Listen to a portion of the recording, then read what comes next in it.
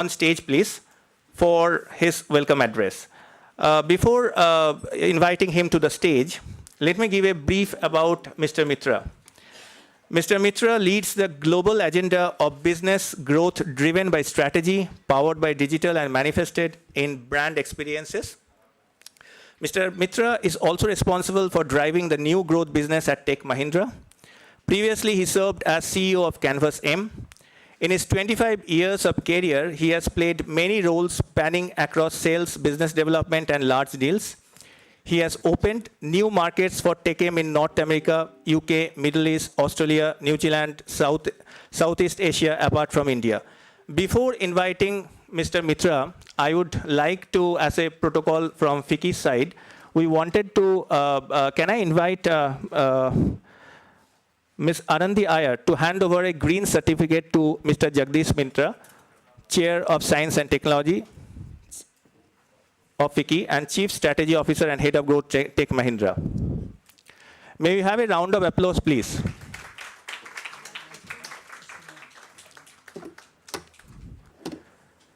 May I request Ms. Anandi Iyer to kindly hand over the green certificate to Dr. Viva Dhawan, Director General from TERI.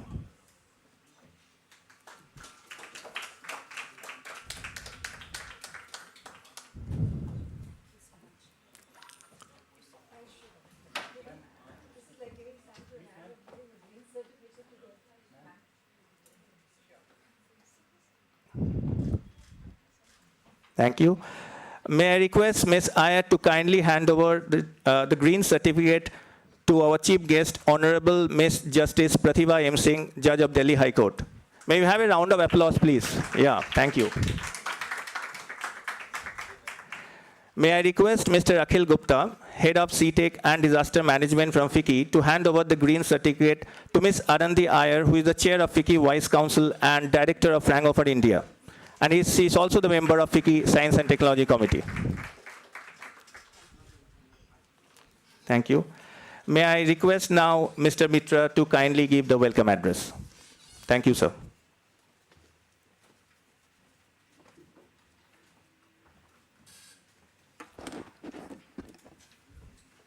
Good morning. Sorry, first of all, that some of the traffic in Delhi at times can cause some of these delays, but it's good to see such a room full of enthusiastic and energetic leaders on this. But I want to first thank Anandi for setting the stage on this. When in Science and Technology Council, we had first thought of this about a year or so back. The whole idea was to bring together one of the key aspects of Science, Technology and Innovation Council, and that was the fact that the need for women leaders to come across and scale than where they are. I mean, just from a statistical perspective, India, for its sheer volume of women engineers, STEM graduates, and technology people, produces a significantly large number of leaders and technology people in the country. However, when you look at what happens later, there's a large number that drops out. And this ratio almost varies from approximately to about from 18% in India to a global developed market approximately average to between about 30 to 35%. So we have a significant jump to make. But we have such great eminent people to show us the way. I mean, right on the stage, I want to thank the leadership that's here. Our chief guest, Justice Pratibha Singh, Madam from TERI, whom we have already worked on a lot of initiatives, and Anandi, who's been an absolute beacon of this initiative. My request would be that all of you please participate energetically on this. There is a journey that we are starting, and this journey is starting off with some of the key initiatives that the WISE Council. It's named WISE because we spent a lot of time thinking through what should be the anagram of this that should make sense. And nothing more makes sense than calling it the WISE Council. Women in Innovation and Science and Entrepreneurship. And truly, I think any country that has developed on any aspect has demonstrated that it's diversity and equal opportunities to women leadership that has led to that kind of a growth. Look at US, look at Silicon Valley, look at any of the largely growing countries which are driving the future based on technology. That's and I truly, see a lot of I familiar think faces any country that has in the developed audience here, they'll speak to on you. any aspect. But my request would be that we participate actively. We are going to look at creating this as a forum where already a survey Anandi will talk about has got started about what exactly are the points that we want to cover in terms of women's growth that's not happened so far.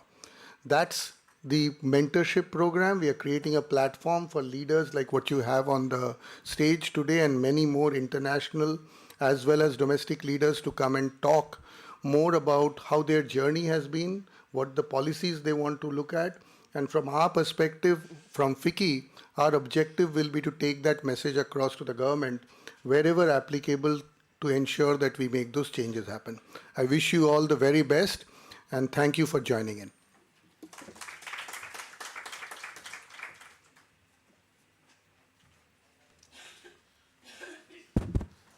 Thank you, sir. You really set the stage for the conference. Thank you for your insightful talks.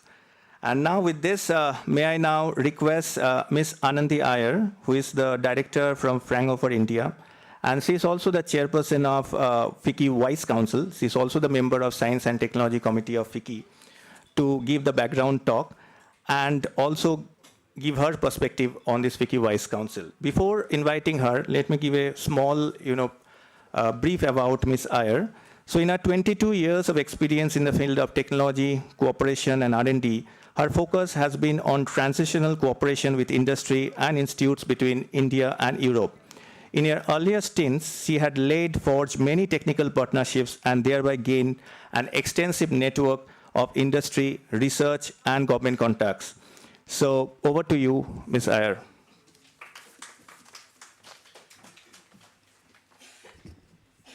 Thank you, Mainak.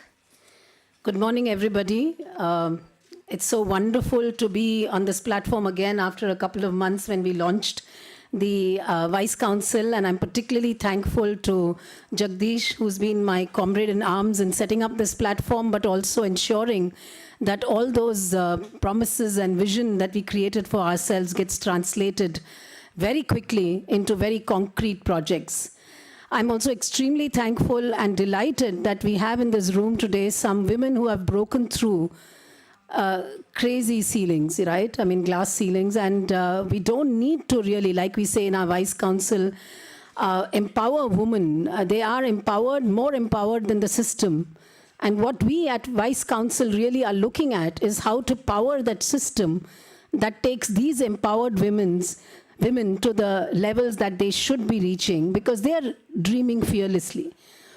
When I took over the Vice Council some time ago, and we thought that we should bring in women leaders from various walks of life because they inspire other women and basically remove any kind of misconceptions or fears or inhibitions that they may have, we very quickly put together a team of some outstanding women. And I'd like my colleagues to show our Women Council members here. If you can show the next slide. Some of them are present here. I'm delighted to have Neeti Wahi from Sterling Power. Neeti, if you could stand up and present yourself. We also have Anita Gupta, Dr. Anita Gupta from DST. I'm not sure if Simi Dhamija is here, but she's another powerful lady from Tech Mahindra who's supporting us. We have Dr. Shailada Vaidya, who will be joining us later. We have from the startup scene, Anjali, who is founder of Startup Excel. Of course, we have Dr. Janvi Raut from Hindustan Lever and Kavita Krishnan from SAP. So together, we put our minds and said, what is it that we want to do? That is not already happening. And that needs addressing, right? So I think we came up with the idea that across the levels, of various levels of the system, we need to pull those levers which will encourage women to take on what they're doing and also sensitize the system to give them the support that they need. sometimes the laws that we put in place, sometimes that the implementation that we think will help women may actually be counterproductive, right? And they may tell the system that this is going to be difficult, so let's find a way around it.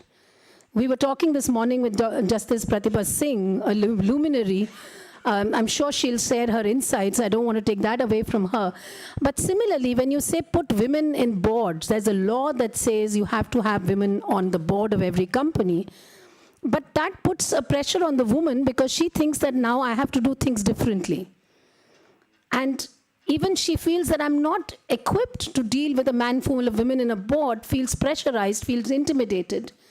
And I'm a woman on one of the boards, I can tell you it isn't an easy job. But this pressure to have to prove yourself every time, to say you're there because, and let's not beat that diversity card. And that's the important message that we from Vice Council want to give.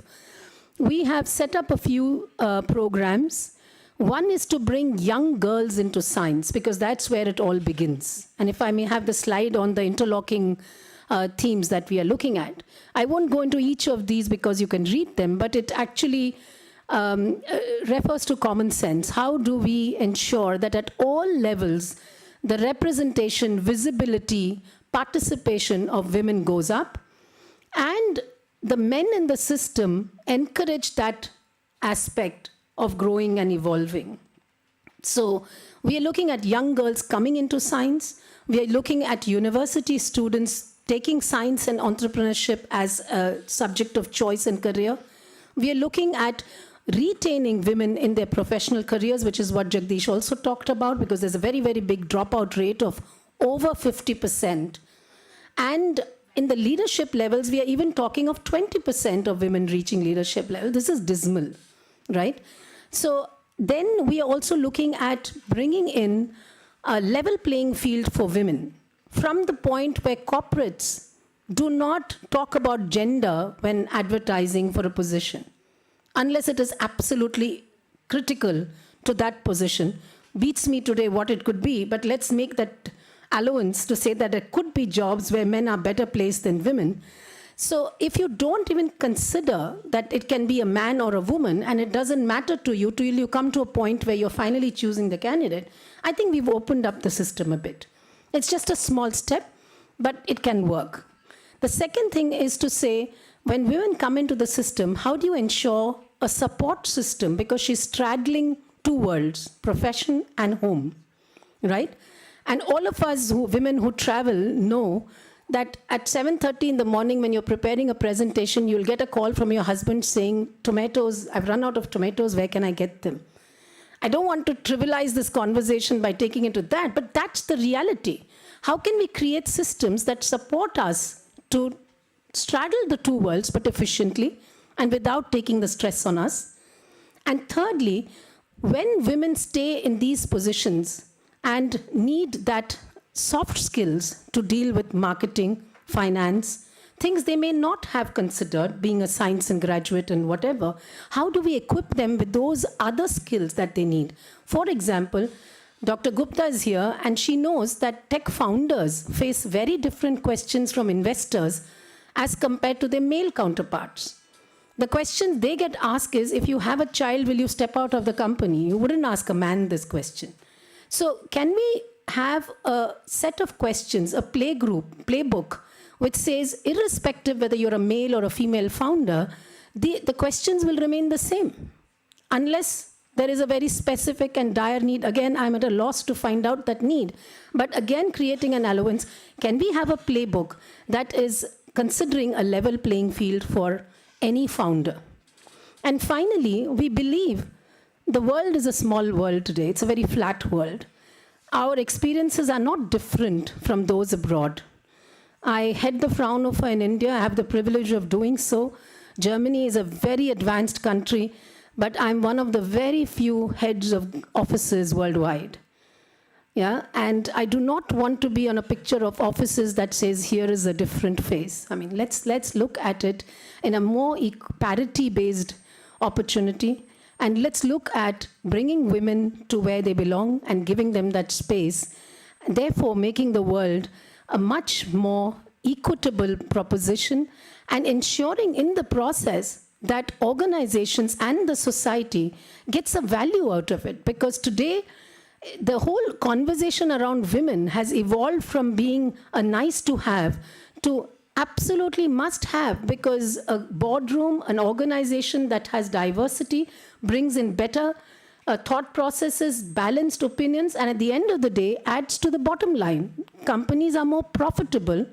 And if one thing the COVID has given us, it has taught us that you don't have to be in office with a presence to be able to do something. So women have that much more opportunity to work from a distant location and still contribute effectively.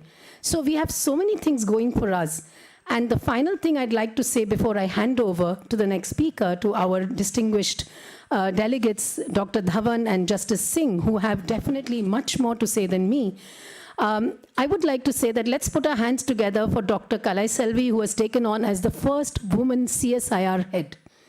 I think this is a fabulous breaking through the glass ceiling in the government, in science and tech, and in a male-dominated world. So here's to more power to the women, and here's to hoping that men will step up and support us in this journey. Thank you so much.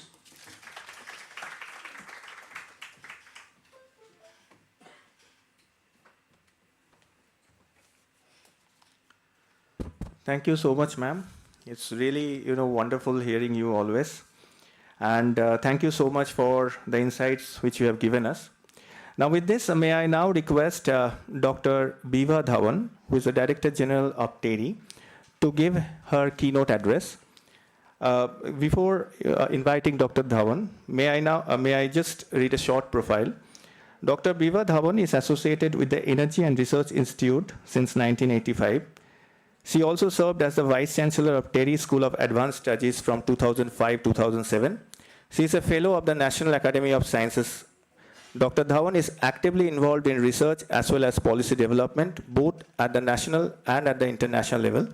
She is a task force member of a number of committees of Department of Biotechnology, the Biotechnology Industry Research Assistance Councils, and many other organizations. She is presently the Director General of TERI. Over to you, Dr. Dhawan.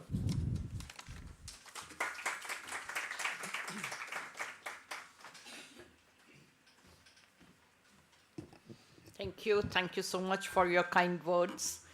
In fact, I'm so happy to be here and seeing so many girls. And in a way, it is that tomorrow they will be leaders. That's what I believe in that. I have just put a small presentation. I'll quickly go through that and then share my own experiences. Can I have the first slide? Now, if we look at what kind of role women have played in science, it is not something we are talking in the 21st century. Women, if you look at the kind of discoveries they have made and the kind of subjects they have excelled in, you'll say there is no subject in which we can't excel. So it's just to give you an idea, like right from structure of DNA to the other discoveries like insulin and so on. So women had Marie Curie. So there's so many names which you know otherwise internationally as well as from our country. Shakuntala, we never knew till the movie came perhaps that this is the kind of talent we have. Next one.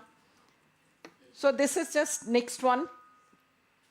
Now, it's also brought out clearly, like if you look at the merit list of class 12, every year it will be girls have excelled boys. There are some colleges which also have reserved seats, a certain number of quota that this many girls will be there. And you also hear boys saying, admission to le lengi, aage kuch nahi karengi, hamari seat bhi kharab kar rahi hai. So they are very good in studies, and as Anandi had just said, that it is later on that they are unable to pursue their career. Now, what are the reasons for that? I just wanted to show you that if you look at the primary responsibility, you'll find that somewhere women shy away from taking leadership roles. And in a way, it is the way it is perceived is job is more like maybe supplementing income at home. Even it is, we don't let women work. There are many people who will say proudly. So it is not seen as that they also have a life of their own. It's not for making money. It is that they should have their own identity. And I'll share my own case. Like, I'm younger of the two sisters, and I'm very happy because I was born in 1960, and in a male-dominating society, perhaps, and in 1960, it wasn't very small families either, but I'm very glad that my parents had full faith in the two daughters they had. There was once in a while, like as a child, when I heard them talking to, so somewhere the discussion was, fine, you have daughters, they'll do very well, but your clan, Dhawan, because my parents are Dhawan, but that will end with you. So at the back of my mind it was, once I got married, I said, I'm going to write Dhawan only. I'm not going to change my surname. So at least till the time my parents are there, they'll find that someone is using their surname. So, but then you know what were the implications? My children, when they were studying in school, and they said, what is your, and one of them said, my mom is a biotechnologist, her name is Vibha Dhawan. And he said, immediately teacher's response was, oh, your parents are divorced. So it wasn't something which was accepted. And you know, my son said, I just kept quiet. And since then, my teacher's behavior changed towards me. They always pity me. So I mean, this is something which was not accepted. Even in my own institute, the elder colleagues, I remember one of them, Mr. A.N. Chaturvedi, he will always introduce me as, he'll say, Vibha Dhawan Khanna, because he was very upset I haven't changed my name. So that is one thing, because why should we leave our identity? And then the other thing which comes is that why should we take all the responsibility of managing the house? It's quite funny. Like, if you reach home late, it is something, and I'll say it happens with perhaps 90% of the women. If they are reaching home late, somewhere it is a guilt in them that I haven't taken care of my house properly. While when the husband comes home late, he must be tired, poor fellow. He's working since morning. So that continues, I'll say, even in the strata where women are working at higher positions. Now, that is something which is happening year after year. And maybe I can just quickly go through, because then I'll come in the end on sharing personal experiences both at my home front and office.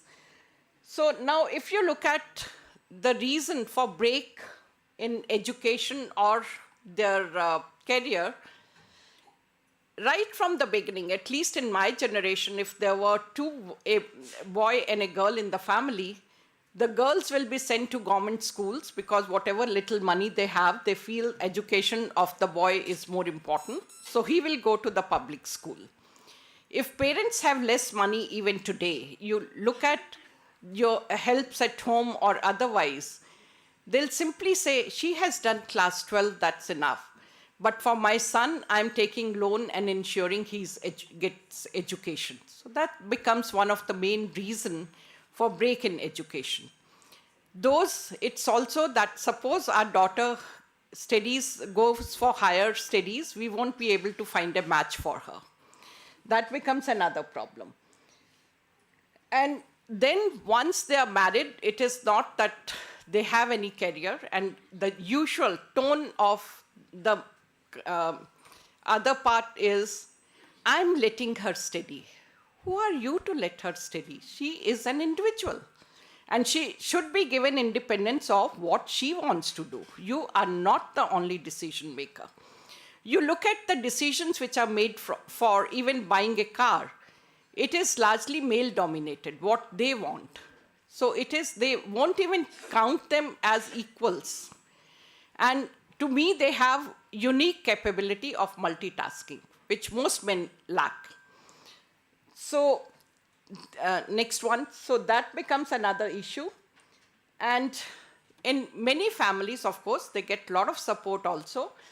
And you'll find that they value what they want to do. And that is how I'll say the entire family prospers in those cases. And it is not the education of the woman or what she's doing. She knows the world much better. If you are at home, perhaps you won't even value if your husband is coming home late. You don't know what kind of pressures he's having.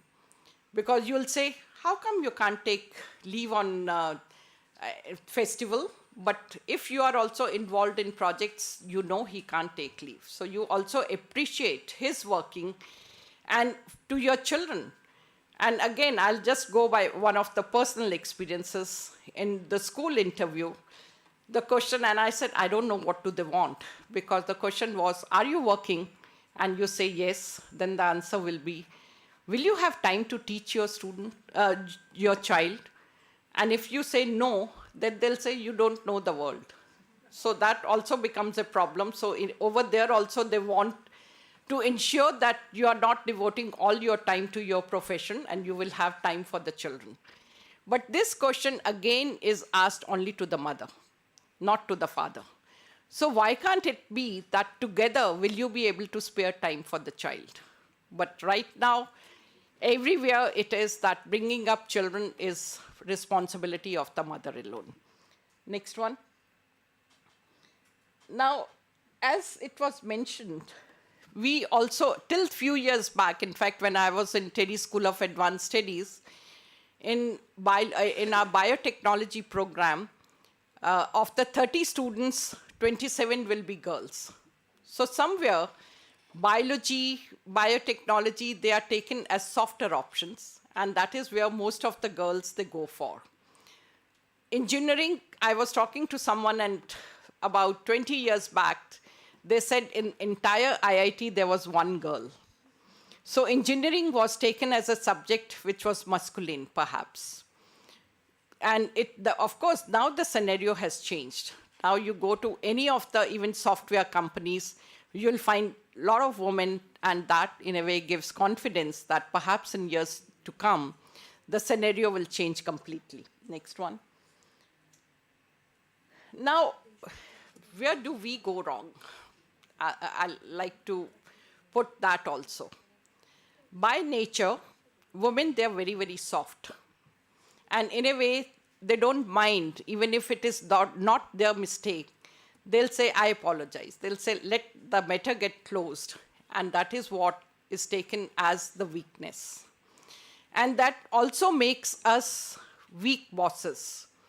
Because the moment you want to close the topic, it is taken as, we can do it. So we can get away with the murder and she can't do anything, kind of an attitude. Men also find very difficult to respect or to accept women as the boss. So, which I should say is very sad state of affairs. And I don't know how we will overcome that. The other is by nature, because we take so many responsibilities at home, in office, we really want to be perfect in whatever we do. And therefore, sometimes it takes more time. And the other thing which was also said that it was mentioned about that they don't accept responsibilities in the boardrooms and so on. And one of the reasons is that the way we are brought up right from the beginning.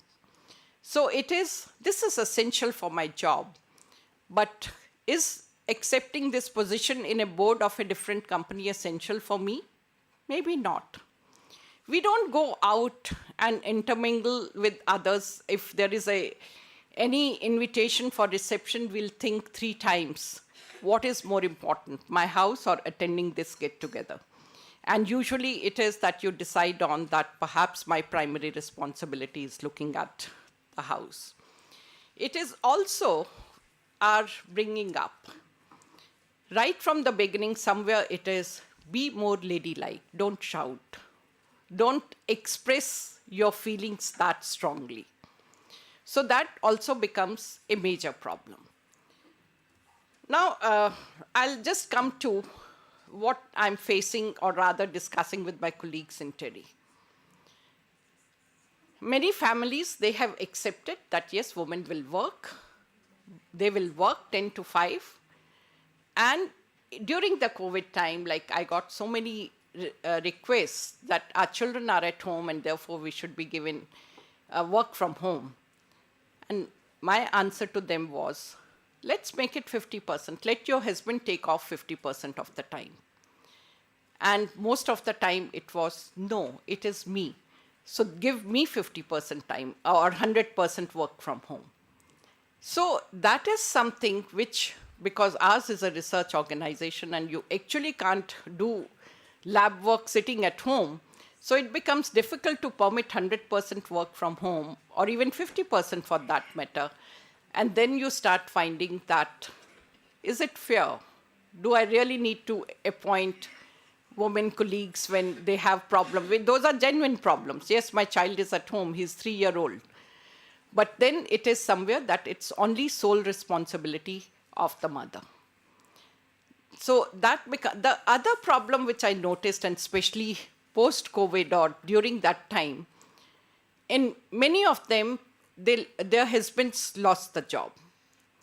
But rather than becoming in a way that they have to support the woman, it became an issue. They said it's something like, if we say anything, it is, you are earning and therefore you are behaving like this. So their behavior immediately changed towards them, which was very, very negative.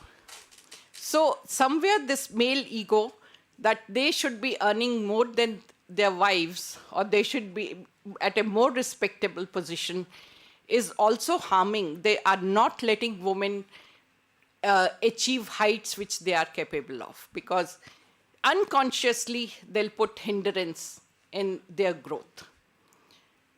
So that is something which is happening, and I personally feel we talk a lot about how to raise your daughters. We don't talk about how to raise your sons, because we also have to tell them that, look, you're equal. Why can't we teach them right from the beginning, involve them in the kitchen, involve them in buying things, tell them you have to manage the house as much as your wife. When their wives come, treat them as your sons, because then it is that she also has to go, she is also working equal number of hours as you, or maybe she can excel you tomorrow, so give her that opportunity. So the entire society has to change if we need to excel. And of course, the first change maker is woman herself. She should not go on accepting everything, and in a way it is something that you need to realize. And I'll just like to end my own upbringing. My grandmother, she won't let us enter the kitchen. And simple theory for her was never ever that you have to get married and you will have to take care of the household. She used to say, household work is very easy. And therefore, if you get into that, you will never study, because that's the easy option. So please study as much as you can. And therefore, that you will learn any day. So it was something like that you can learn any day, but this time will never come back. So you only have to study and study. And in fact, I'll also like to share one of colleague in Terry who was just a plumber. He lost his wife. He had 2 young children, one in class 8, his daughter, and son in class 5. And he'll come to me, and it was really something like he used to cry that my daughter doesn't do anything because she's only busy in studying. And can you believe that girl had cracked IIM examination? She had done MBA from there. And thereafter, now she got married also to a very nice family. And the other day he was telling me my son-in-law earns, his package is 1 crore and my daughter's is 80 lakhs. So a plumber's daughter who never entered the kitchen when she was studying could make her career that great. So therefore, sky is the limit. Please have faith in yourself and you can do anything. Thank you.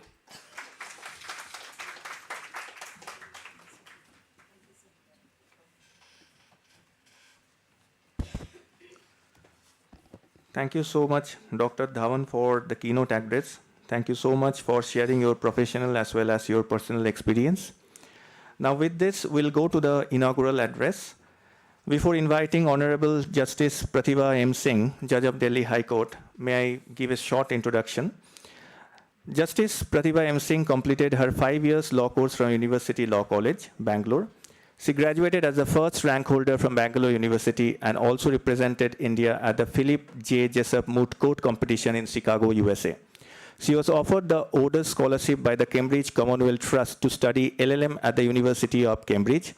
She enrolled with the bar in 1991. Before being elevated to the bench, she was leading intellectual property lawyer in India. She had the distinction of handling landmark matters in all areas of IPR laws, including patents, trademarks, design, copyright, plant varieties, internet laws, etc. As managing partner of Singh & Singh, she advised clients and handled cases relating to commercial disputes, arbitration, telecom, broadcasting laws, media laws, rates, regulatory issues, education, and many more. She has also been appointed on high-level committee for streaming of patent examinations. May I now invite Honorable Justice Ms. Pratibha M. Singh to give her inaugural address. May we have a round of applause, please? Thank you.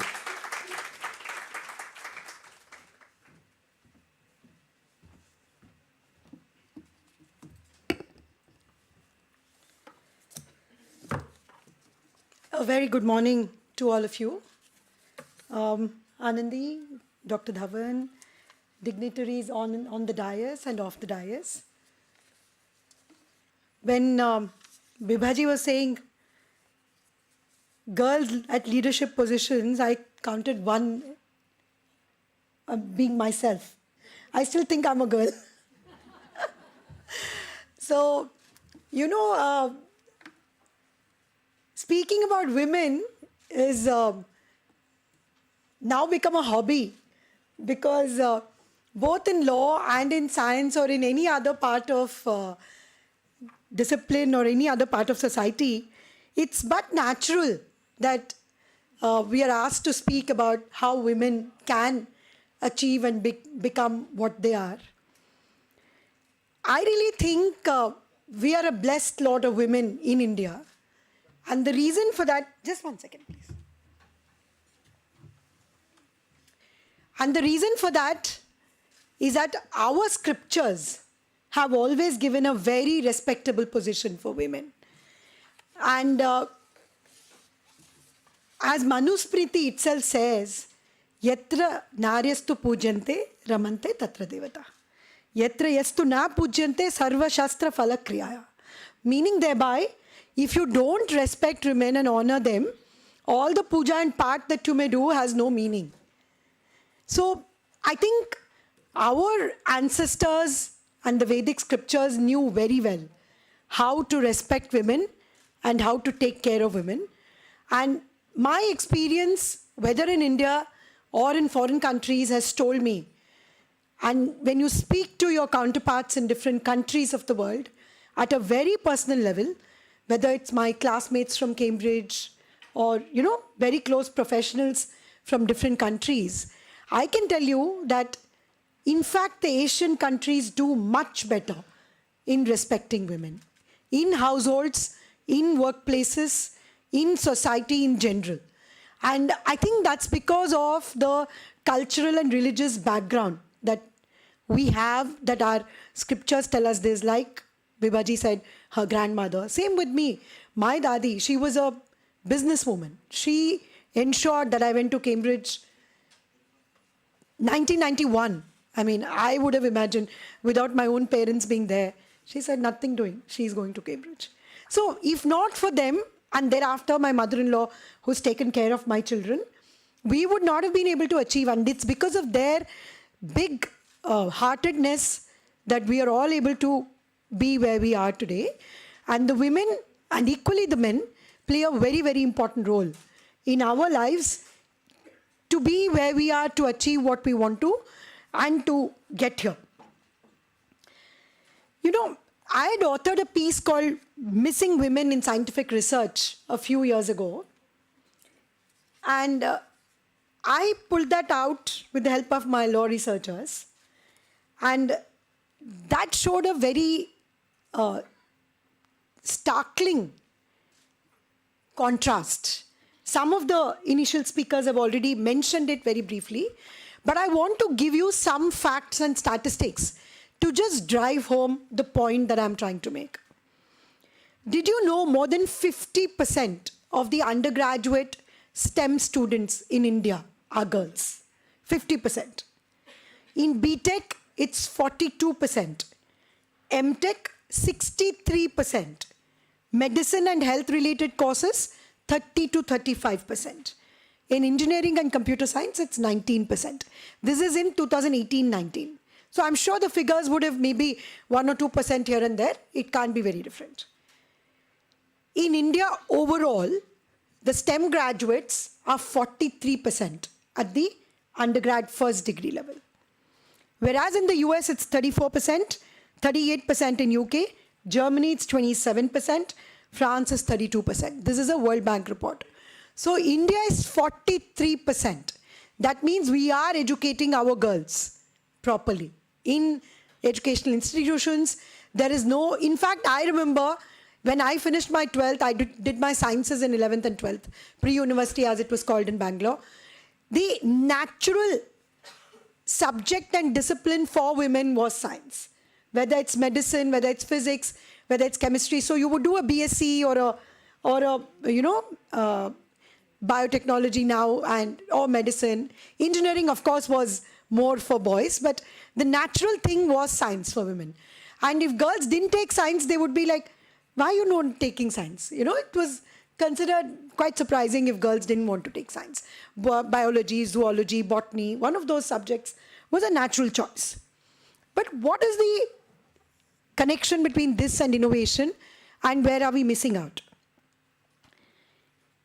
If you look at research papers written in India, you know, those are the standards that you need to look to see. The number is appalling. It's 3.4% are women authors. So where have all the 40% women gone? It's just so contrasting that I was shocked myself that it was so startling. If you take joint authorship, then it was 47%. So somewhere down the line, as a team, there are women. But as individual authors, they are unable to come out on their own. So 47% versus 3%. Out of 3.42 lakhs of R&D scientists, 56,000 were women. So that's about 1/6. Now let's look at filings of patents. There is a WIPO study which gives us those figures, and it shows that China has the largest number of female inventors in the last 20 years, which is about 10 to 14%. France has the largest population of female inventors, around 16%. UK is about 8 to 11%. In measurement technology, largest proportion of women. Biological materials, 34%. Medical technology, 23%. Otherwise, consumer goods, etc., it's only 7%. So if we see in PCT filings and patent filings globally, women are not much. Let us see in India what is the position. Out of approximately 3 lakh patent applications, about 60,000 named women as inventors. Again, it's about 1/6. In India, out of 1,000 patent applications which are filed, 5% showed women as inventors, only 5%. So 95% didn't have women as inventors. Contrast this with women in general, by nature. Women are very, very inventive. They are creative. you know, it's quite intuitive for women to be inventive. Look at your own household. Do you measure the amount of salt and sugar that you put in any dish? You don't. Your mother, your grandmother, nobody ever measured it. But they do the right thing. Modern women, do they need to be told how much time does the microwave needs to be switched on to heat up the chicken or the dal or whatever? They just know intuitively 2 to 3 minutes is enough. For this much, 10 minutes is enough. Mentally, we are very, very intuitive and creative and inventive. But why is it that we are not able to translate our own inventiveness, innovative mindsets into actual, material inventions which can be commercialized, which can help women in making more progress in society and in their own business? There are Has a large number of demonstrated that scientific its innovations. Dr. diversity- Vibha had put it up on the. But why is it that we are not able to translate? I don't want to get our own inventiveness, innovative mindsets into. For example, there are articles written about how the Nobel Committee has ignored women inventors. For example, the discovery of the principles of nuclear fission by Ms. Lise Meitner, the Wu experiment by Ms. Chen Xing Wu, and the non-recognition of Rosalind Franklin for her discovery of the structure of the DNA.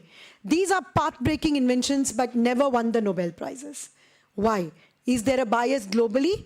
Is there a bias in society? Closer home, I'm very happy to say that India has recognized the contribution of women, for example, in the Mars mission. We all know that.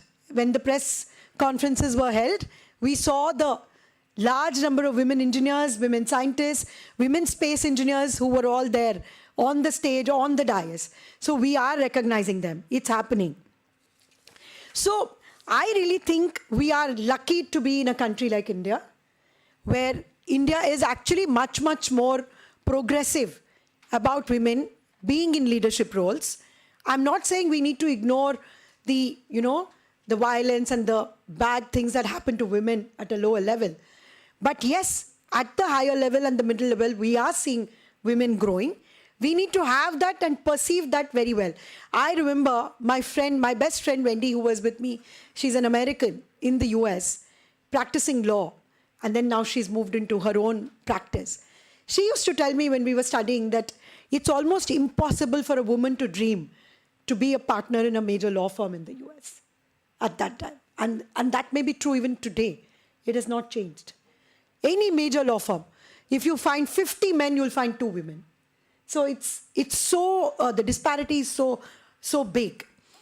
Now, what are we doing about women and what should we do about women coming into innovation and in the STEM fields? Look at the amount of investment that the system is making while we educate all the women in IITs, RECs, the central universities, the state-sponsored universities. 40 to 50% women are being educated in science. We talk about brain drain. Do we know that the hidden brain drain is in India? Because we have not allowed our women to come out and to contribute into the GDP. So we are looking at 100 students coming out of a STEM background, 50 completely disappearing, and out of the remaining 50, the best ones go off abroad.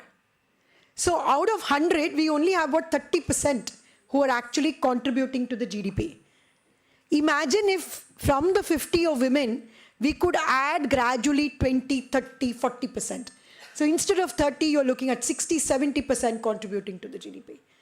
Can you imagine what would be that level of contribution? And why are we ignoring it? It's just, I can't fathom the reason for that. And I agree with Anandi completely. It is not about empowerment.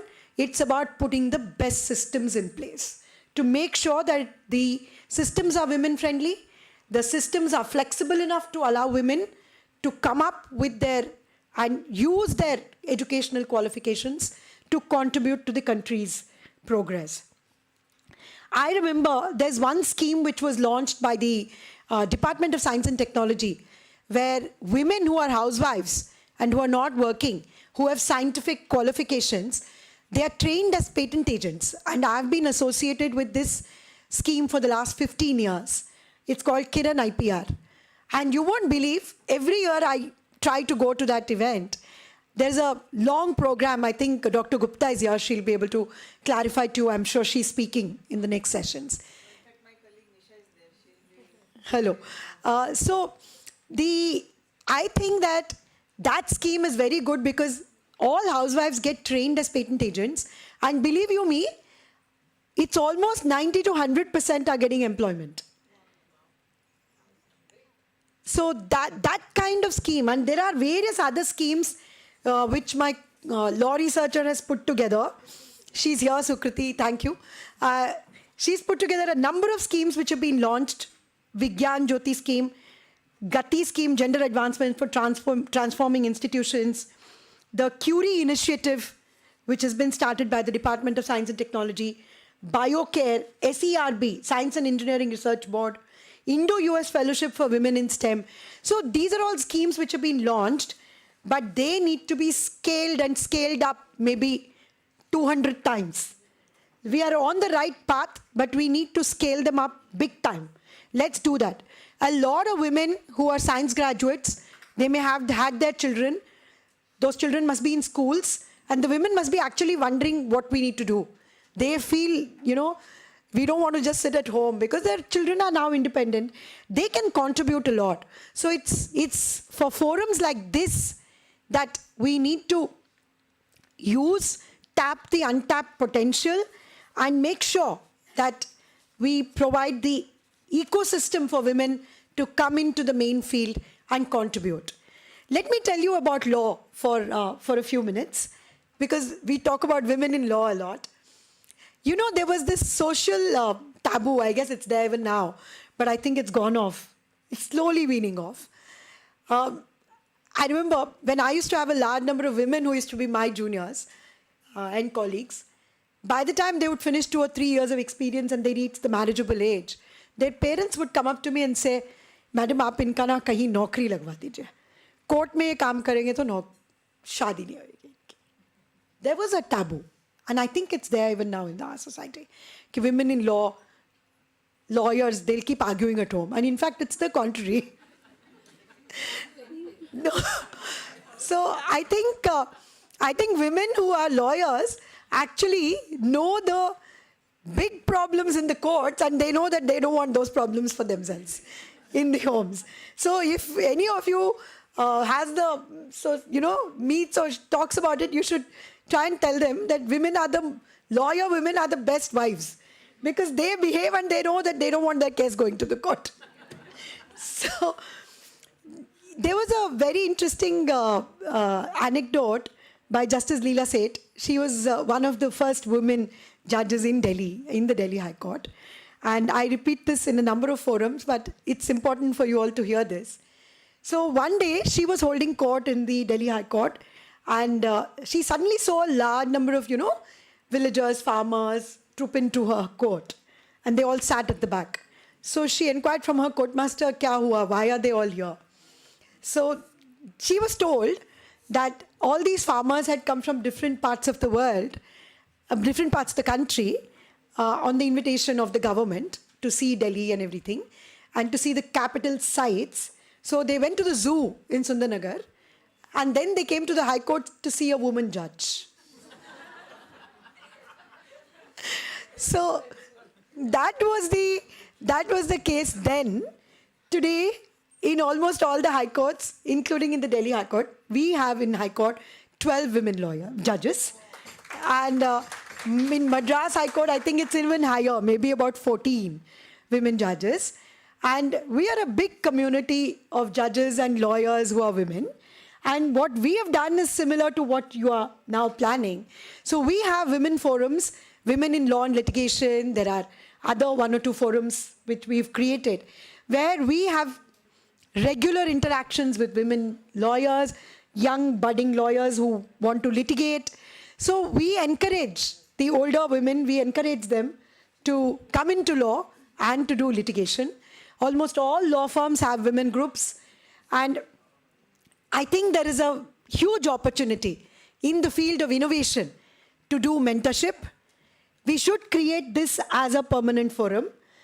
And for example, I know there's one forum in the US called Women in Innovation USA, WIN USA.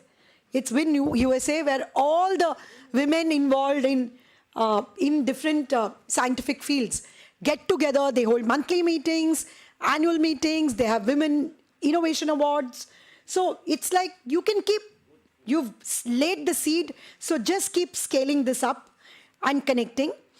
And then we should have programs in universities and colleges, encourage STEM graduates to continue research and innovation, and not to go into stock market and finance and equities.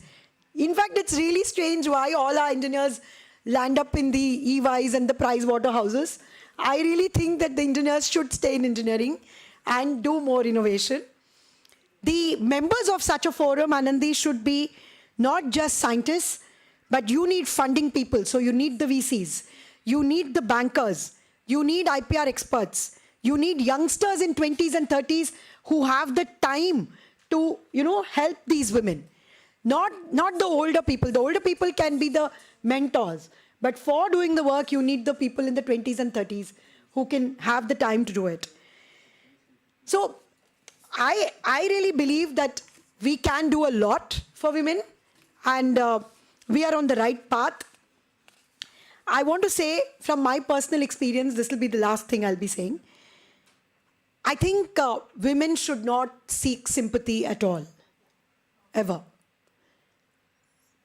Don't ever go and say, my child is ill, I want to go home, I want to do this, I want to do that. You can always take an off, but you don't need to give the reason. Just say it's personal difficulty, number one. Because the more you repeat the reasons, the more it becomes a kind of chronic thing that men keep mentioning all the time. So don't mention it. When men take off, do they give reasons? No. Why should you do that? Always engage enough domestic help. Spend a little more. Keep a driver. Keep a domestic help. Don't keep one, so that it doesn't become a point of tension for you if the domestic help, like a maid, is off. Keep two. You will be empowering them as well. Spend a little more, so that you don't need to take off on that day. Number 3, the most important thing, which our girls don't realize, is living in joint families. That's our tradition. And that tradition in our country should continue. It should continue because nuclear families are not the way to go for women. Joint families is what promotes women. It's the men in those joint families who promote women. Because they are older, they are wiser, whether it's the fathers or the fathers-in-law, the uncles, the husbands, or even our own sons. They feel proud that the women are doing well. They feel proud that the sisters and the mothers are doing well. So please start encouraging and tuning yourself to live in the joint family system. That way, we share our resources. Sharing is caring. We do not need to be selfish to say, I need my time, I need this. You can be a little more adjusting and compromising, but the benefits of a joint family system are far more than what in a nuclear family. And you will be less nagging if you're in a joint family system. Because the tension of rearing children, rearing a family is a lot on women and men. I mean, we don't want to be nagging people at home all the time. We should be caring, we should be stronger than that.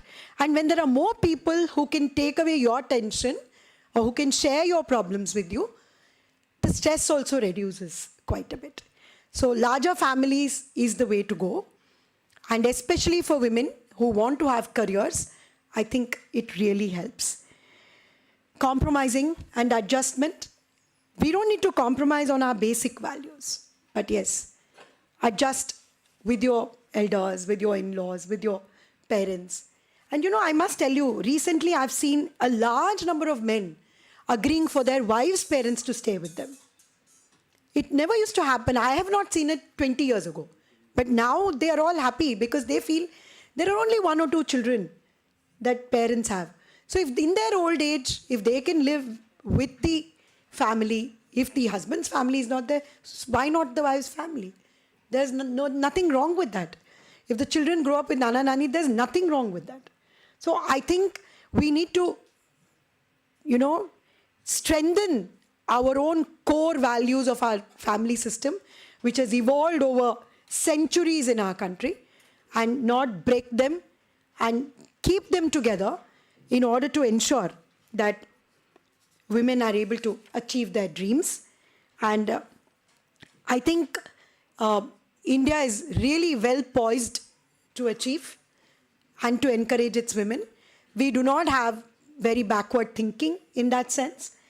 As I said, our scriptures have given us the right way. For example, closer home in the Gurbani, it says, "So kyo manda akhiya jit jamme rajan." So Guru Nanak said that. I would just like to end by saying, "Aurat da shobha vastru gharna abad karda hai." Abad matlab, it makes it prosperous. Wherever women are honored, it makes it prosperous. And I think India will also be abad if it respects its women and gives the right systems. Thank you so much.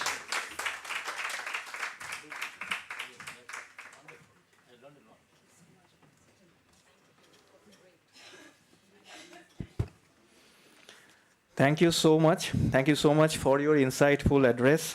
With statistics, you have shown that India is much more progressive in the role of women in STEM than any other countries. Thank you so much for your time. May I now invite Mr. Nirankar Saxena. He is the Deputy Secretary General of Federation of Indian Chamber of Commerce and Industry.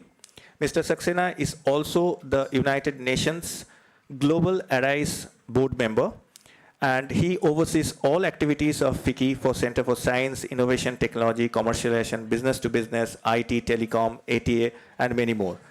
Over to you, Mr. Saxena, for his concluding remarks. Thank you, Manak. I'm very proud to be here. First of all, on behalf of my FICCI president, the whole family of FICCI corporates, I'd like to congratulate Anandi, who she started this wonderful initiative of women in science and technology under the forum of FICCI. And it has a complete support of my chairman, Mr. Jagdish Mitra, who is guiding the whole Vice Council to be one of the important pillars of the largest industry chamber of country.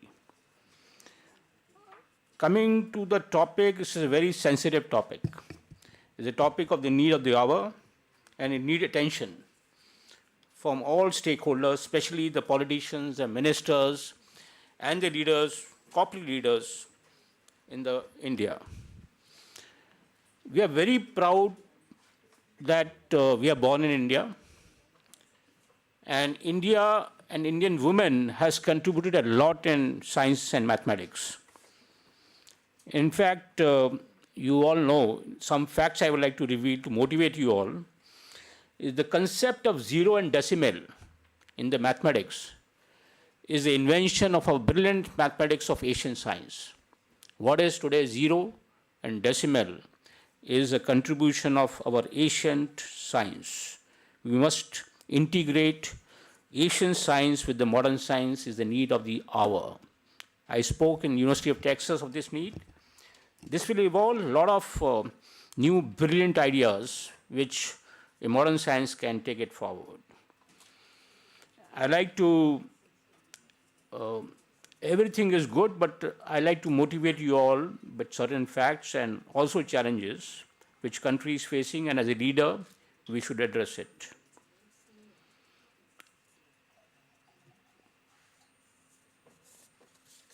I'd like to recognize some women scientists in Indian history who have contributed a lot to the world. And I will start from 1965. In 1965, we had a Madam Rao, Anandi Rao, who was the first Western medicine doctor, which makes India proud. I like to recognize Madam Janaki Amma, in 1897, the first Indian woman who got a Padma Shri award. First woman scientist who got a Padma Shri award, Dr. Janki Amma, 1897. I'd like to recognize a great woman in 1912, Madam Kamala, the first PhD scientist who was a student of Professor C.V. Raman in 1912. The great women's. I'd like to recognize, I'm recognizing 8 women's, which I learned. I'd like to recognize Madam Asim Chatterjee in 1917, who made the world proud by inventing the anti-malarial drug. The first woman scientist, she was a chemist and she invented anti-malarial drug from India, and the world had saluted the great contribution of this woman scientist. I'd like to recognize Madam Chatterjee, the first engineer, woman engineer from the state of Karnataka, who made India proud. I like to recognize, everyone knows about the great woman who died also, Madam Kalpana Chawla, the first woman astronaut from India. And lastly, I'd like to recognize Dr. Indira Hinduja. Madam Hinduja was the first woman scientist to demonstrate the first test tube baby in India, 1988. And of course, Dr. Aditi Pant, her contribution in the field of viral medicine, antibiotic is great. So I think lesson learned is that we had a history, but not enough. Our challenges are emerging as we will be the second largest economy in the world. I am very proud of my president, who is setting up the Future Institute of India, India at 100, FICCI and one of the best consulting company, McKinsey, and McKinsey Global, not India, the global McKinsey and FICCI, is setting up the first Future Institute for 25 years. It is likely to be get inaugurated in mid of September by Honorable Prime Minister. Women is very, very important subject for us, and we like to encourage at all the level, at the grassroots level, at the school level, at the district level, at the modern cities like Delhi and all. We like to address the complete ecosystem. This is my personal wish, and since I'm a scientist and engineer, and mathematics is my very dear friend subject to me. I'm a scholar in Olympiad in my school. I personally feel that mathematics is the core, fundamental at the grassroots level. I will urge Chairman Anandi and my Chairman of Science and Technology Committee to kindly focus picking up the one district in India, one district, any district you feel like, the committee feels, and start focusing in educating at the primary school level the importance of mathematics and the importance of Vedic mathematics. I personally feel that Vedic mathematics is a magic wand tool for our Indian who has a respect for Asians' Vedic mathematics. I like to encourage my committee to kindly pick up a district where you can build a capacity at the school level in bringing the many proud. Because if you see the fundamental at the grassroots level, I personally feel that this will go a long shot. I'm very happy to learn from my committee and my chairman that we are setting up a fund to support some deserving candidate in the field of science and technology, especially the women's. And my suggestion to the committee team would be that you can pick up and announce some scholarship specifically for at the student level, secondary school level, and higher education level. We would also urge from the platform of FICCI to all the corporates to contribute their CSR money to the Vice Council to promote that funding requirement. And I am very proud that this program is a seed platform, but it needs to be scaled and demonstrate the impact. I'm very happy to inform you that we are announcing a Vice logo. May I request the dignitaries on the dais that to announce the Vice logo from the FICCI platform to the community and to India. I'll urge the chairman, Justice. I'm very proud of Justice Singh's speech. I learned a lot from her, from today's speech, to kindly stand up and kindly inaugurate the Vice logo. You can request the chairman, my committee chairman, and the Justice Flower.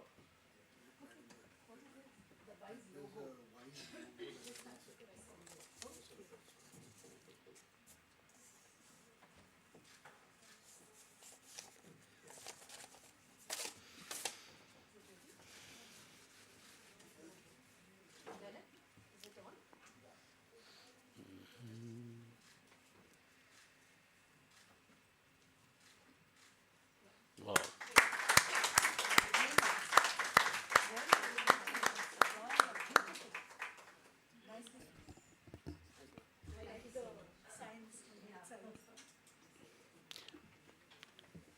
And lastly, I'd like to inform you all that FICCI is a leading chamber in India which has supporting the science startups. We would like to pick up 10 women startups under the FICCI LEAD program. We have a community of 11,000 startups and many women are there, but we are going to pick up Super 10 Women Club so that the 10 women, we can really focus to scale them to be a potential unicorn. My startup committee is led by the founder chairman of SCL, Padma Bhushan Ajay Chaudhary and the team, and I am very passionate to make women as a unicorn of India. So on this platform, announcing with the permission of my startup committee that we are going to pick up 10 women who are women innovators, entrepreneurs, who will be selected through a process, and we will try to scale them to become a unicorn of India. So with these words, I'd like to thank you all for your time, participation, and wish the whole event a great success.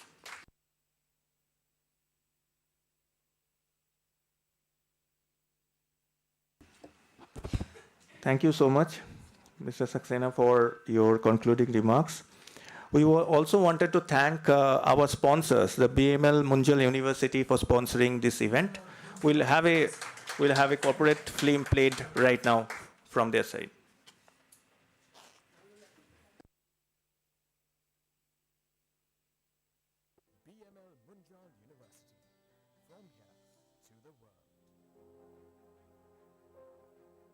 BML Munjal University, from here to the world.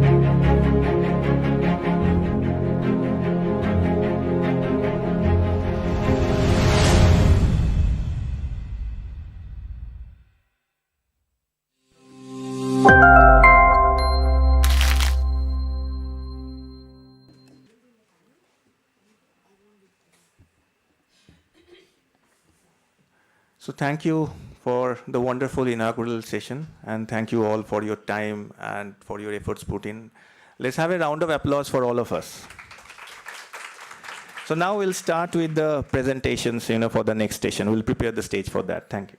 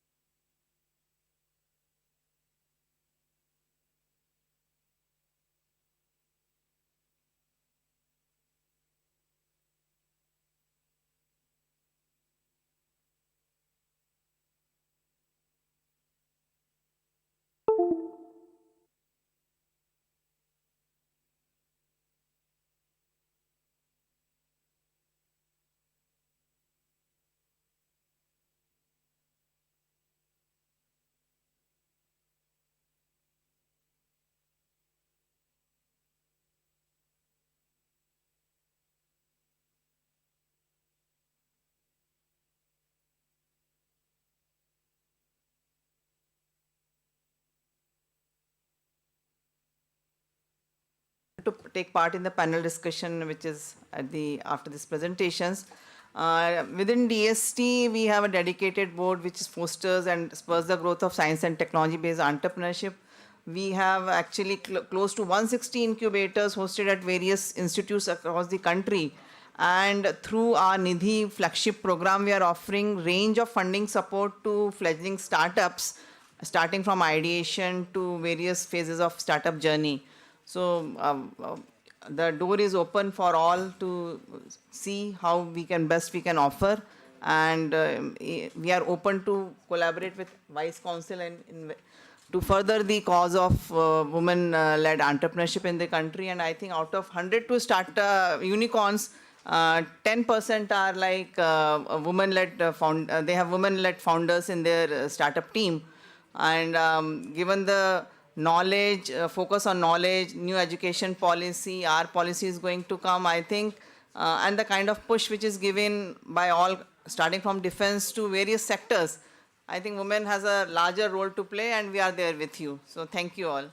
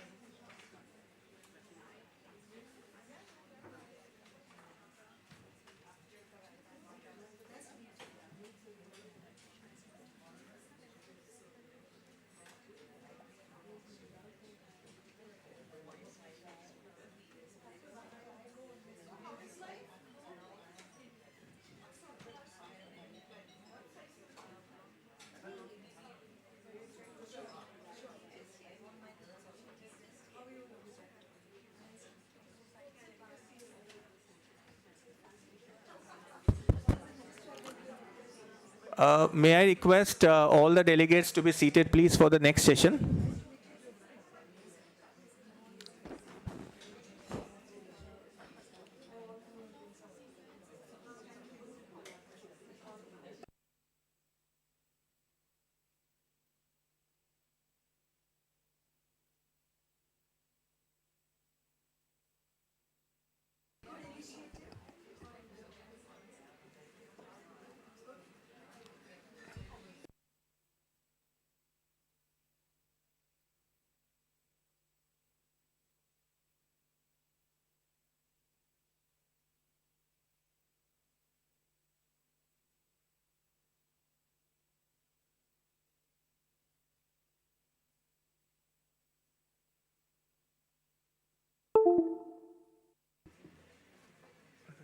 Professor.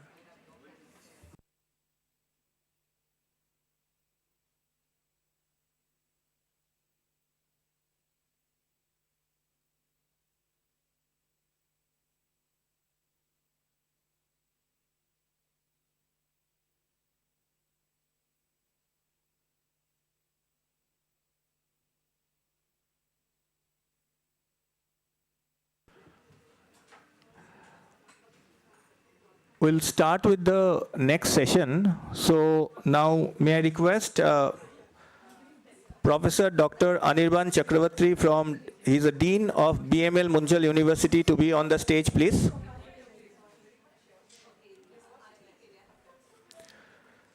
May I request Dr. Nisha Mentorita, Advisor, Scientist G and Head Women in Science and Engineering, Kiran Division and Head of Climate Change Program Division, Department of Science and Technology, Government of India to be on stage, please.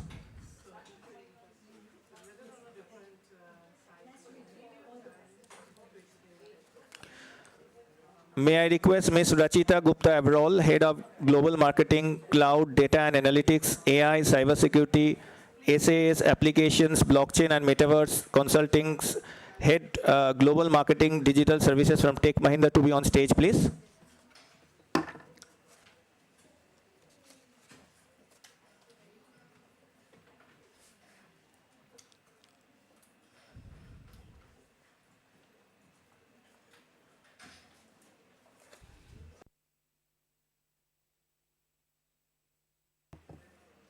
I think Dr. Nisha Mandurita is outside. Very soon she will join us. So in the meantime, may I request Dr. Anirban Chakravarti to start his presentation on imparting knowledge to encourage women entrepreneurship in science, innovation, and mathematics. Over to you, Professor Chakravarti.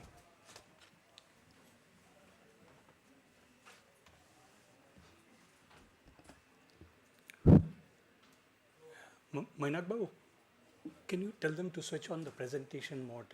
I have a presentation.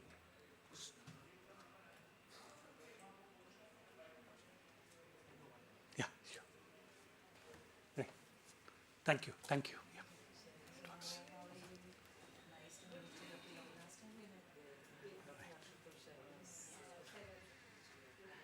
Thank you. So good morning and namaskar to everyone. I'll be talking about imparting knowledge to encourage women in entrepreneurship in science, innovation, and mathematics. So I was asked by our president, Ms. Swati Munjal, to come and speak. And I was given a very short notice, actually, only on Saturday. And I was telling her, please don't send me. इतने महिलाओं के सामने मेरा बोलती बंद हो जाती है.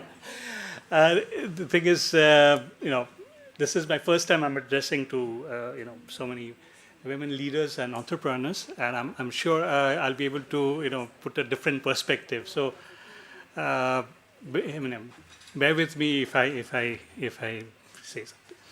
So you've already heard in the first inaugural session, Dr. Bhiva Dhawan, Justice Pratibha Singh, and others, talking about, why the low participation of women in science and entrepreneurship. And several reasons already people have been aware. You have assigned stereotypical gender roles, patriarchal attitude in awarding grants, fellowships, and hiring practices, pressure to conform to societal norms, household responsibilities, stress related to family, children, work-life balance. Now, I wanted to point you to this article which was written by Shikha Sharma that women choose STEM but opt out later. And as Dr. Viva Dhawan and Justice Pratibha Singh were saying, that the amount of women graduates in science, technology, engineering, and mathematics in India is mere 43%, which is much higher than other countries, including in France and Germany and England. The STEM workforce is around 28%, and only 14% of them are scientists, engineers. Now, of that entire STEM, only 3% of the women enroll in PhD. And out of that, only 6% enroll for a PhD in engineering and technology. So it's like a funnel trickling, and it goes so bad that the number of PhDs coming out at the end is very low. But I would like you to point to this illustration and look at this one woman who's going on the other side, right? All the others are going on one side. And it just takes one woman to make a change. And I think that's what they were pointing out. We have the first Director General in CSR, as Anandi pointed out, and that's a matter of joy and pride. Similarly, I don't know how many of you noticed a short headline. There were 750 girls from rural India across 75 schools who created a microsatellite. Did you all notice this headline, actually? Yeah. Now, these 750 children can actually become 750 leaders or entrepreneurs tomorrow. And that's what we need to, bring the change in the mindset of parents, children, and of course, our, education system. Now, I was, as a Bengali, always inspired by Rabindranath Tagore. And he used to say that the highest education is that which does not merely give us information, but brings our life in harmony with all existence. And there's a very interesting blog written by two gentlemen from BIMTech, and they talk about, Rabindranath as a sustainable, he's preaching sustainable entrepreneurship and internationalization. And that's why he established what we call Shantiniketan, the university. And you'll see that in the original buildings, there were no doors, no windows. I don't know how many of you visited Shantiniketan. Anybody? No. But it's one of the central universities, one of the oldest central universities. And you should see this. So you'll see that in all these buildings, that's Kala Bhavan, Sangeet, there are no doors and windows. He didn't want it to be fragmented, People still study outside in the open. And that was the philosophy of Vishwa Bharati. So Vishwa means universe, Bharat. So opening the doors to the entire universe, Now, there's one quote which often inspires me because I work in the field of complex systems, and I'll tell you what it is about. But this is a quote from Gus Speth, a US advisor on climate change.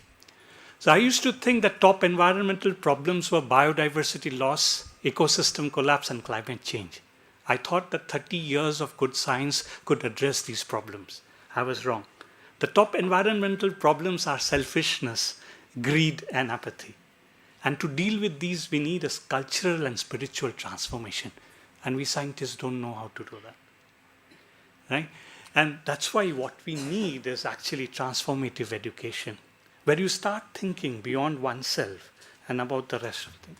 And that's what we're talking about in sustainability or all the things that we do. So any things that you see now is a complex system. We are sitting together. Each one of us as individuals are unique and different, right? And if I study the behavior of Ms. Anandi Iyer in isolation, I cannot predict about the system of the collective as a whole. Right? So this is a perfect complex system, right? Normally we are used to, studying many particle system in physics. I'm a physicist by training. And so if I pick up a bottle of water, there'll be 10 to the power of 23 molecules of water in that bottle. Right? That's what we call Avogadro's number. Yeah. But luckily, all the molecules of water are H2O. They have same structural, physical, chemical properties, right? So I can easily write what we call a Hamiltonian and try to minimize the system and predict about its dynamics or the dynamical properties of water. For a society, it's much more complex. And that's why we often need what we call a holistic view, an interdisciplinary view. Okay, and that's what I do. So I was one of the pioneers in the field of what we call econophysics, application of physics to economics, and sociophysics, application of physics to sociology. So I work as a physicist on problems like ethnic conflicts, human rights violations, terrorism, and then also wealth inequality. So all these are part of my research work. I won't spend much talking about myself, but more. So that's what we try to now do in BML Munjal University. You've already seen the short video which we played a moment ago. So we are very border of Gurgaon and Rajasthan, 2 kilometers away from Bhiwadi.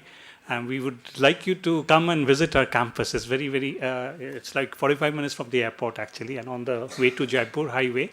I think, Ms. Anandi, you've already been there, right? Yeah. And we have a wonderful campus. And of course, Mr. Sunil Kant Munjal, who's the chairman of the Euro Group, is the chancellor. Akshay Munjal is the pro-chancellor. Swati, who was supposed to be here and I'm representing, she's currently the president. And we have the vice chancellor, Manoj Arora, executive vice president, Shyam Menon, and the three deans, Pritam Barua from School of Law, myself in School of Engineering Technology, and Jaskiran. And believe me, in the leadership team, we work very hard to promote women, as you see. So we wanted to go beyond, the stereotypical, gender identity and association. And we were wearing all the stress to first convince ourselves that, you need to go beyond these stereotypes. So in the leadership team, you'll see that we have 2 women among the 6, and it's a big proportion, I think, and we need to encourage more. So larger than most other places. Now, the BMU vision and mission you've already seen in the video. And what we try to do is actually instill the spirit of entrepreneurial learning right from things. So these are some of the projects which the first year, our people are doing, and they do hands-on learning, experiential learning. So they have 219 students working on 49 projects from the very first year. And they start building on that second year, third year, and fourth year, so that by the time they come to fourth year, they would have a prototype or a minimum viable product ready. And as faculty, we mentor. So it's not one faculty and mentoring a group. It's all the faculty mentoring all the groups. So whoever needs my help, they can come and talk to me. Yeah? Or whoever needs a help of a chemist can go to a chemist. Whoever needs a thing of a computer scientist can walk. So we breaking the walls of those disciplines, traditional disciplines, and trying to make it as interdisciplinary possible. So as I told you, that often to solve the real life problems, you need a holistic approach and more interdisciplinary approach. And so we have almost 9 centers that we are running in the university, which are like Center for Advanced Materials and Devices, Center for Automation, Robotics and Mechatronics, Center for Computation and Complexity Sciences, Center for Solar and Renewable Energy, Center for Law, Regulation and Technology, Center for Inclusive Innovation, Center for Sustainability Development and Advocacy, Center for Financial Markets, and the Center for Constitutional Law. And believe me, each one of them have members from across the disciplines. It's not like each one is only over School of Law or only School of Engineering. We also work with, a foundation. I'm part of something called Sabut Foundation, where we train students for free, in data science for social good. And we are working on different projects. So one project is the Sat Sri Akal Punjab project, which is working with the farmers. Can you just click on the video?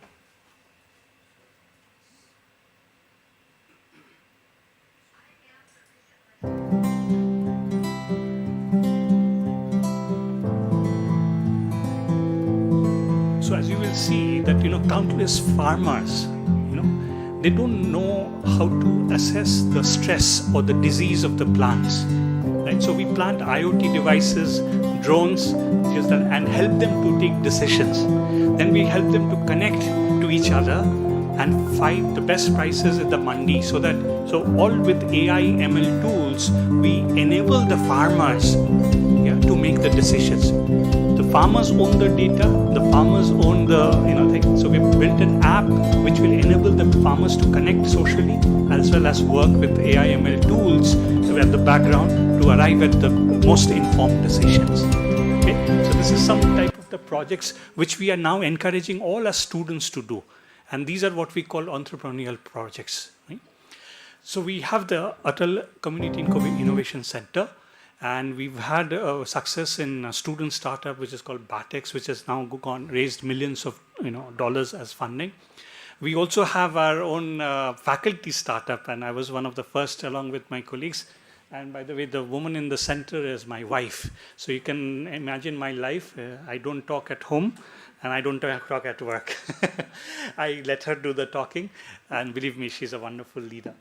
And we're working on these sustainable problems, like I told you, recycling of old laptop batteries, lithium-ion batteries, manufacturing them, and making electrofitting the old vehicles, 4-wheelers, 2-wheelers, 3-wheelers, as well as. So these are all part of the SDG effort. So we ourselves encourage the scholars and the students to work on these problems.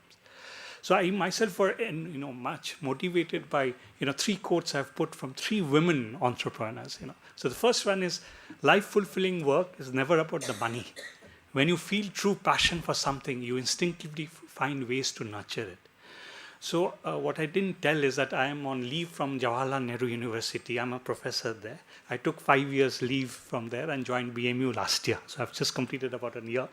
And last year in May, I was actually defending a case for JNU as a registrar, and Dr. Pratibha Singh was the judge. So I just told her, do you remember? She said, yes, I remember. So I was trying to defend JNU against, in a particular case which the Students' Union had filed because of COVID, And I had to learn to work with advocates and learn how to defend myself. So that was a wonderful experience and a truly different experience. But then I realized that, I was not getting the type of things I wanted to do in JNU. So JNU is a very strong research university, one of the topmost. But I wanted to be an entrepreneur. And that's why I moved to BMU, because that's where, there is a very strong industry academia connect, because of course it's the Hero Group initiative, and they encourage us. So as a faculty, I was encouraged to have my own startup. Right? So that's what I did. So I had that passion for doing it. And you can check my page, I'm a well-renowned scientist across the world. But I was still feeling, unfulfilled or some way incomplete, And that's what I think that most women need to do. They need to realize what their passion is and then just follow it. The second one is when you are an entrepreneur, you have to go in feeling like you're going to be successful. So you have to have a very positive thing. And I think all the leaders in the inaugural session told you the same thing. You just have to have the courage to go on. You'll face hundreds of hurdles every day, both in work and in family. And I'm sure as, women, you have tackled everything. I do not need to give you lessons. I'm an ardent follower of Swami Vivekananda, and he used to tell, let women solve their own problems. They don't need men to come and solve their problems. They should be. That's why he didn't allow, when Sister Nivedita had actually asked, he said that you open a school for the women. The Sister Nivedita opened what is called the Nivedita Girls' School, one of the earliest schools in Bagh Bazar in Calcutta, where she was training Indian students to come and study, because education is the only way you can create an impact in the society, right? Create an impact, create an awareness. The third is, what I wanted was to be allowed to do the thing in the world that I did best. And I'm sure every one of us are something good at something, and that's what you need to actually discover. And believe me, that's what we do as mentors in our university. We just help the students to realize their potential and unlock their potential. As a teacher, I don't need to do much actually. I just need to, what we tell, that idea came from, Swamiji, that it's just like you take 2 stones and you have a friction that gives rise to a spark, right? The teacher's role is only to create a spark. It's not to impart knowledge. The knowledge is already there, right? It will come from inside. Am I creating, that fire? No. I'm just rubbing the 2 stones. Yeah. So as a role, it's a difficult role, because not many teachers realize that. They think that we are knowledge providers. We are not knowledge providers.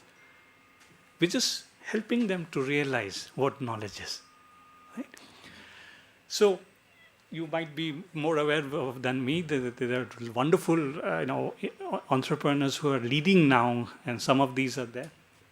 And I just wanted to give one statistic. Only 2 countries have more women than men involved in entrepreneurship, and that's Ghana and Thailand. And they're not the most advanced countries in the world. They're not the most developed ones, right? So India should take a lesson from them, right? Ghana and Thailand, we should be at least above these 2 countries, or at least compete with it. We have a huge population, so much diversity. Yeah, we should take advantage of that. So I would like to thank FICCI, and especially FICCI Wise, that they have come up with this type of initiative where they're nurturing all these talent and women in leadership and women in entrepreneurship. And there were already initiatives which I think spoke about. One was the Vigyan Jyoti, which the DST started. The other one was the Gati, which is the Gender Advancement Transforming Institutions. And the third one was this program called Kiran, which started in 2014. I think our government needs to come up with more, and I think they are doing in different spheres, but we have to encourage women to come and apply. I often see my colleagues not applying for projects in DST because they think that, they won't be able to do that, right? So we need to just encourage them. I think that's all we need. Thank you very much, and I hope I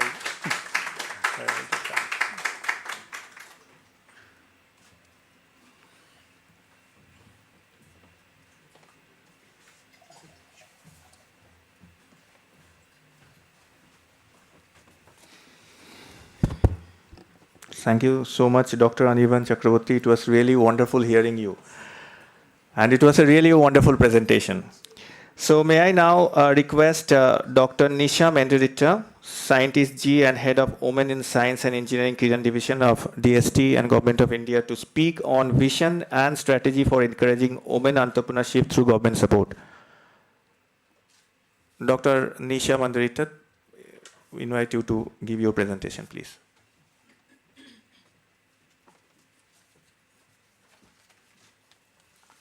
To switch it on. Warm good afternoon to everyone, and I would like to appreciate and congratulate Vicky for organizing this very important event, which talks about facing the unseen barriers, addressing challenges faced by women in STEM. That is the theme which we have picked up, which is really much needed aspect which we have been discussing in many forums. And I would like to say one thing, that the theme or the logo which you launched today, that is WISE. So it is just similar to the one which we are also having in Department of Science and Technology. I am just picking up from where Dr. Arindam left. He left with Kiran. The last line was, Kiran was launched in 2014. So I would like to say it here, this is one of the most popular program of the country, now which is renamed as WISE Kiran. So there is a commonality now, only one difference. WISE means Women in Science and Engineering. So we are calling it like that. And your WISE is Women in Science and Entrepreneurship. So that is the main thing, but more or less our vision and concept is same. So I will not take much time because I thought of bringing out many issues, because today maybe it's my first interaction with your team, Anandi. But listening to the morning talks and also now in this particular session, I will just confine to few ideas which I feel that from Government of India side, I should put it across all the all youngsters and other women leaders who are sitting here. My first slide, please. Yeah. I think it's a different one. Actually, incidentally, I'm looking after climate change program also, which Arindam said. But I think different slide has come here. Just see yesterday night. Just 1 minute, I'll just check up.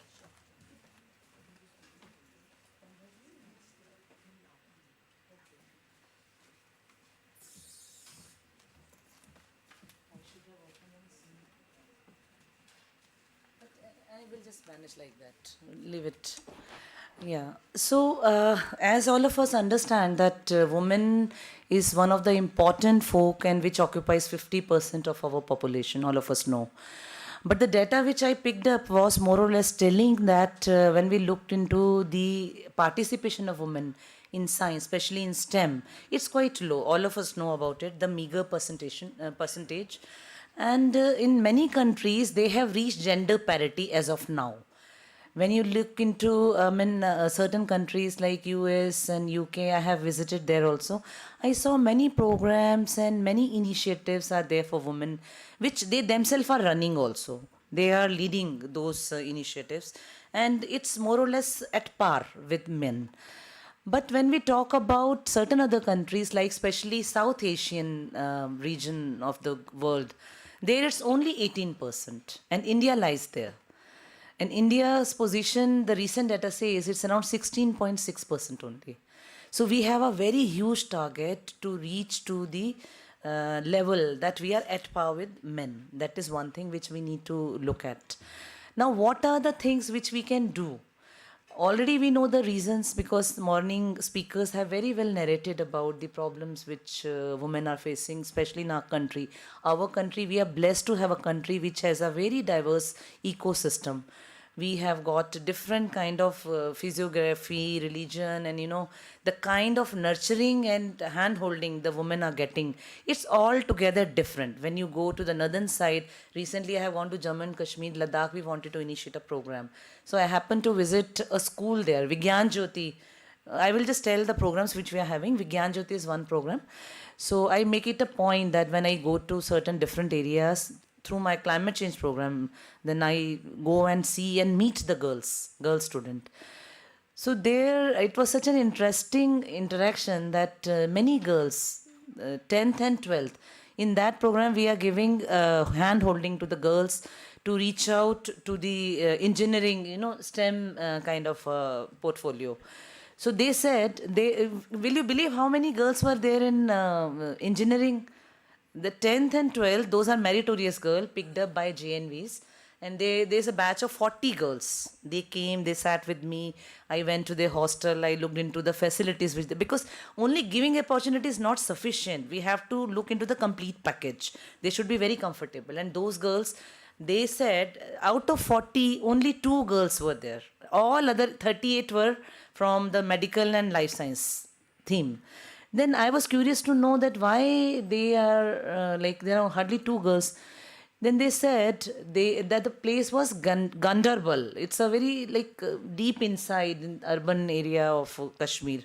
They said, we want to do, madam, we want to take engineering as our profession. We want to take it up, and the kind of hand-holding we are getting through Vigyan Jyoti is amazing. But our parents are not allowing because there is only one engineering college nearby. And we don't get chance to go, so they want us to be here only. That's why life science is the option only left for us. So that was an eye-opening statement for me. Because from Government of India side, I feel that government is taking up many, many initiatives. And our main vision, I will just say, I had made the slides, but anyhow, some other occasion I will show that. But main vision or aim of our all the programs which we are launching, and we have planned to launch many more, is to enable them, to encourage the women from all walks of life to take STEM as their active career. That is our main focus and aim. Now, how to do that? How to create a kind of inclusiveness in them and also try to take them in front. That is the role which we have thought of. And I think FICCI has also thought of the same kind of vision. The title which you have given to me, that talks about vision and strategy for encouraging women, right? So how can we do that? Now that is our vision. So what should be the strategy? Strategy will be, in which we have thought and now we are expanding it further, is number 1, to look into the enhancement of participation of women from India, which is around 16.6%, to take it to the world's global level, which is around 29.3%. So that is our first vision, in which we are thinking that what kind of programs, what kind of support we can provide to the girls. Number 2, it's not only related to the providing kind of avenues to girls in terms of giving them fellowships or support or awards. Some of the things were told in the morning also.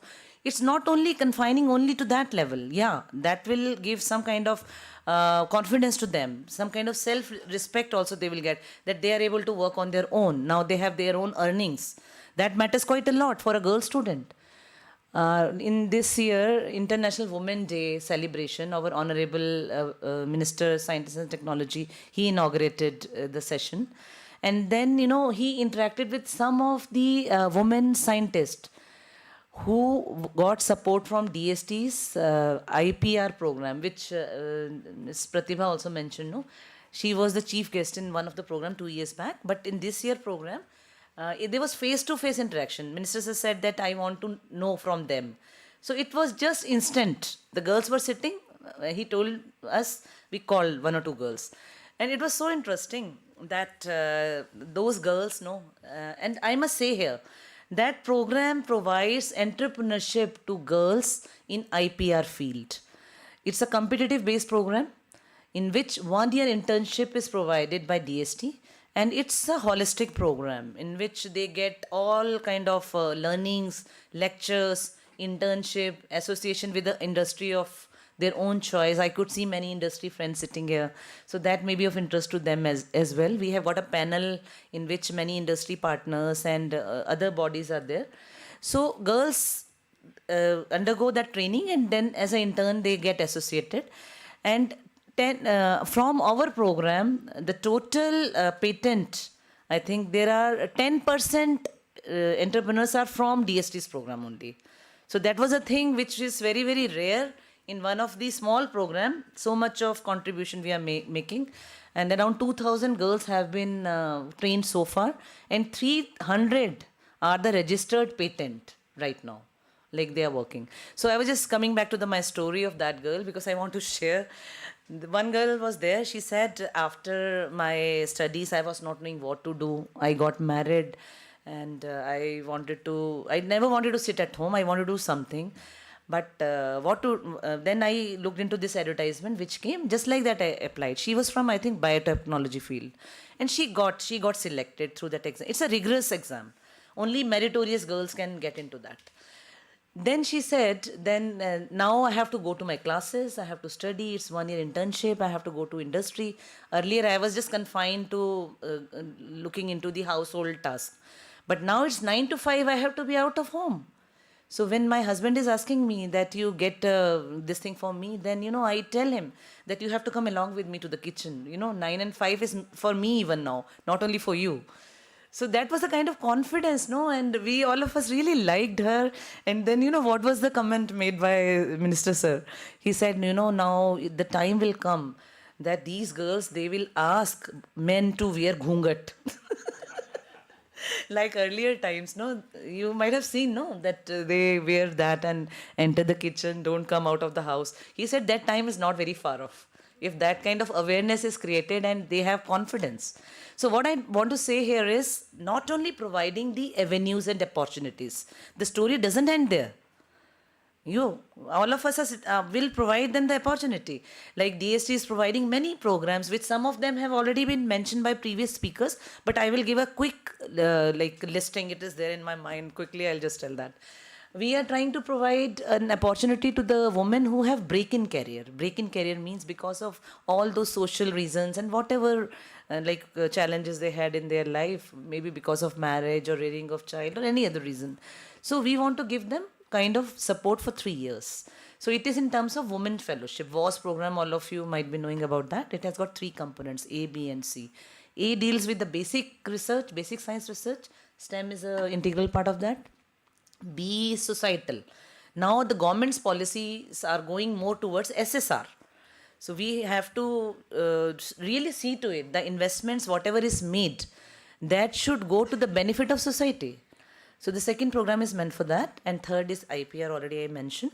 And apart from that, for girls, already Vigyan Jyoti is one of the very famous program in which we want to reach out to 500 districts of the country. So our target is 150,000 girls from 10 to 12. And they are going to really would like to become entrepreneur in the time to come. That is what our vision is.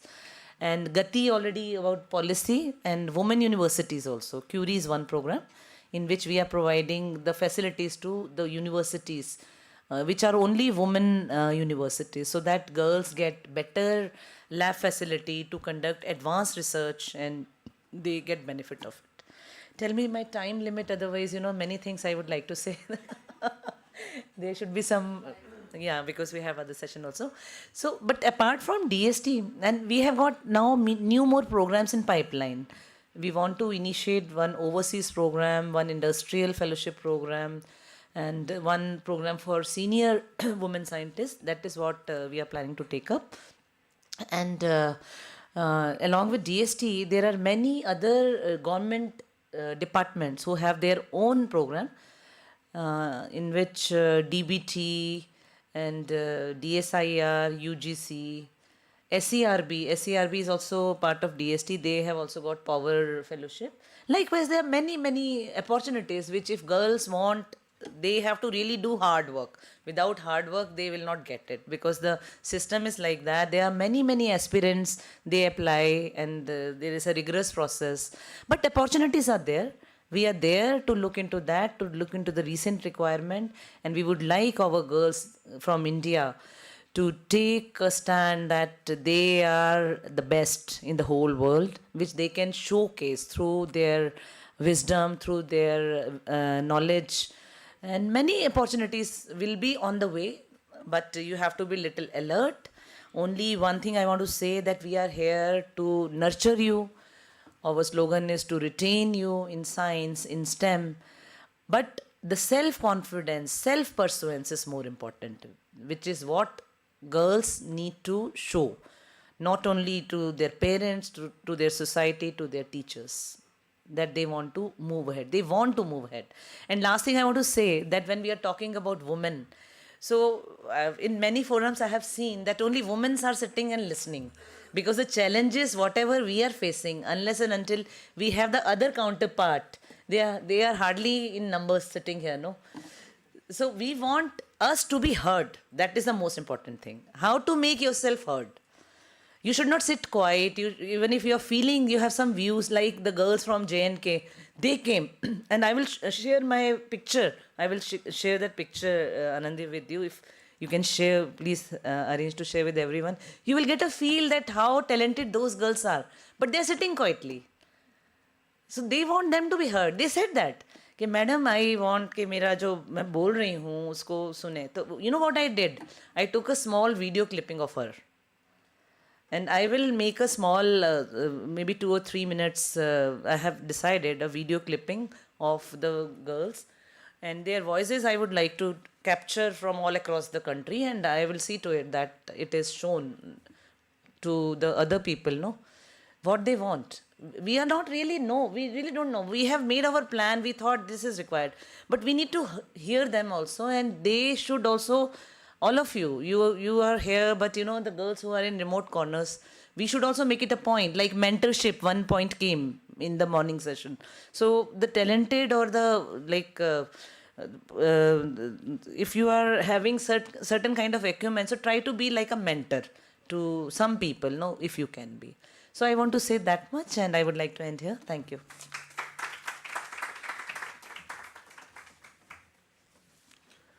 Thank you, Dr. Nisha. Now, for the digital marketing for women entrepreneurs, may I request Ms. Rachita Gupta-Avrol from Tech Mahindra. She is also the head of global marketing and many other divisions in Tech Mahindra. Over to you. Can you put that presentation, please? Hello, everybody. So, I'm very glad to be here, and I completely, understand the cause here. I think the morning panel, when somebody was mentioning that I didn't change my name after my marriage, and there was a issue in the school, I face exactly the same.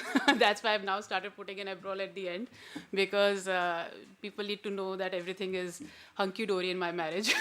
So I think the challenges are more or less same. What I bring today here for all of you is, we've heard a lot of schemes. We've heard, what all stuff government is doing, how are we enabling. But I think once you get to that level where you have a good product, where you have decided what you need to do as an entrepreneur, how do you get heard? Now that's a challenge that Nisha ma'am was also saying a little while back. And I was talking to Pratibha, and actually that was really good, because I could understand what kind of stuff she's facing, and I can really help, because the kind of opportunities that this digital forum or a digital marketing platform brings to fore, especially for entrepreneurs who are not budget or pocket heavy, or who do not really want to spend so much, but the power is so much that you can actually you can be heard around the world. Even if you just have a little content, you don't have to hire anybody, there's no agency required. It's only you as a single entrepreneur, you can actually take it to the market. I am not a science graduate. I actually used to fear science a lot. I have had very bad sessions with my parents asking me to get into science and all, and I just didn't have interest. What I want, what I know for sure is that I can market and sell anything. That's what my USP is, and that's what I think I will. I will do this session today. I'll not take much time, but like just 10 minutes, just telling you the potential that digital marketing presents. And I see a lot of young entrepreneurs here, so I hope you find the session engaging. Moving ahead. We've heard a lot, women in workforce. I think it's a very encouraging statistics. I particularly like the last point here, wherein it says that 350 newly found companies showed that female-owned businesses are safer for investors. This is something which is a punchline. I mean, somebody was talking about, having venture capitalists here, people who can spend and who can kind of back the budding entrepreneurs here. I think these are some of the facts which can really, really make the pitch really high. And I'm not like biased against men, but yeah, I really know that a woman in a boardroom can bring in a lot of, lot of input. She can bring in a lot of diversity to the talks, and that is something that boardrooms lack. Because I not even in my current organization, I think everywhere. Because I've spent about 19 years with corporate world now, and I know that the kind of people or kind of reach a women can bring is commendable. And obviously other perks come along with it, multitasking, somebody talk about tomato. I mean, I think, Anandi, you talked about tomatoes not being at home. So I think we all do that. We are in the same boat. The good part is that women are coming out. Good part is that women have, in spite of whatever challenges we face, from our side of the world, not to say men don't have challenges, but from our side of the world, whatever challenges we face, I think we have, a part of us have started taking them on. And we are now ready for the next leap. And that's what all the stats show. Justice Pratibha was also talking about a lot of stats here, and very, very encouraging stats. So I think we need to be ready. So from when we have this, what after that? Just a little peep on, because digital marketing is about internet. How can your product propositions really reach in a minute? I mean, that's what. We all know about the traditional marketing stuff. People used to advertise on TVs, on radios, and mobiles and all that stuff. But how can digital marketing, and especially to talk to you, Pratibha, about it, how can your disruptive idea, can reach in 60 seconds to the entire world? What does it take? Because the amount of activity on internet today is so huge that even if I say a hi on Facebook, there would be, I mean, most of us would be on Facebook and LinkedIn, right? I mean, if you put a post, and we are not influencers. Most of us would not be influencers. What is an influencer on a social media platform? A person who has at least 10K followers, who would be, once you put a post, that will come on 10,000 timelines at one go in 1 second. Now, most of us would not be there, but still, if you see your own, handles also, a single hi will actually give you at least 10 to 15 likes or whatever, reactions in 30, 40 minutes. I mean, that's the reach that you are creating, and with absolutely no investment. So that is one part of the story. You have TikToks, you have YouTubes, you have so many content application platforms, even WordPress for that matter. I mean, people create 380 websites in 60 seconds, and this is a worldwide, phenomena. So it's huge. The activity is huge. The reach is tremendous. So I think from a entrepreneur point of view, a person, I'm coming from a fact that, I've got this friend who, who used to work with me earlier, but because of, same issues, she kind of came out of the corporate world. And she's now opened her own page on, LinkedIn and social media. I mean, just because she loves India and she wants to talk about India and all that stuff. Her page is called Ye Hai India. And she started off with small clips, small content, talking about what happens in, let's say, Raksha Bandhan, what happens in, what kind of festivals, or what kind of emphasis on festivals we have, or what are stories, what are our folklores, interesting nuggets about all that. And now today her page has, actually yesterday we were chatting, that's why it's on top of my mind. Yesterday she got her first sponsorship call. she got somebody who wanted to invest in her page. They wanted to advertise on her page because the kind of followership she was creating, the content that she was creating. And I think she's done it for like, 6 months, and just out of a hobby. She has like 2 beautiful children, and she's at home right now. But then she is doing it so well. So, and it doesn't take much. It doesn't take much, and that's what internet brings to you as a plate full of opportunities. What is digital marketing? This is a very, very theoretical definition, so I won't want to kind of go through it. But basically, any digital media which is talking about your product, which is talking about a solution, how can you make life better for your customer? For example, Pradeep, in your case, that we spoke about the syringes. Now, we all know it's a product, or it's a proposition which the market needs today. All you need is to be heard. All you need is to make the right people understand the importance of it. And thus, you just need a small content piece. You just need to put that content and tag the right people so that they get heard, so that you get heard, and they know about this wonderful idea which is there. And it just takes that much, nothing else. Moving ahead. Benefits, so there are a lot of them. It's cost effective. You get to know you're talking to the right person at the right time or not. You get to know what is the bang for the buck. You're investing 10,000 rupees. What kind of returns you're getting. You get it on the go. You can optimize your campaigns right on the go. So I would not get into all that stuff. But I think from an entrepreneur point of view, I mean, I'm just on the Wise, I'm talking about entrepreneur, the E part of it. So from an entrepreneur point of view, I think there are mostly 4 things that you guys are looking at. I mean, from if I'm an entrepreneur, women or no women, but if I'm an entrepreneur, I would need basically 4 things for my business. One, visibility, like Nisha ma'am also said, that there is this girl sitting in Kashmir who has these wonderful ideas. Now, she wants to be heard. I mean, who does she? I mean, who does she take it to? So that visibility is one thing that digital media can definitely give you. Engagement with your right audience. You might be doing whatever be your proposition from a product or a solution. I mean, there is obviously some problem of the world that you're solving through your solution. So engagement with that right audience. You are also on that platform, and your audience is also on that platform. The only issue is to get connected. Leads, obviously, once you're visible, once you engage, then you get leads in the sense whom to sell to. So how to commercialize your product, and obviously a whole lot of events. Thanks to COVID, we've now understood how to do online events, and I think there is a general lethargy towards getting into the physical format as well. I think this particular conference also today is a hybrid one. So we are all doing hybrid things there.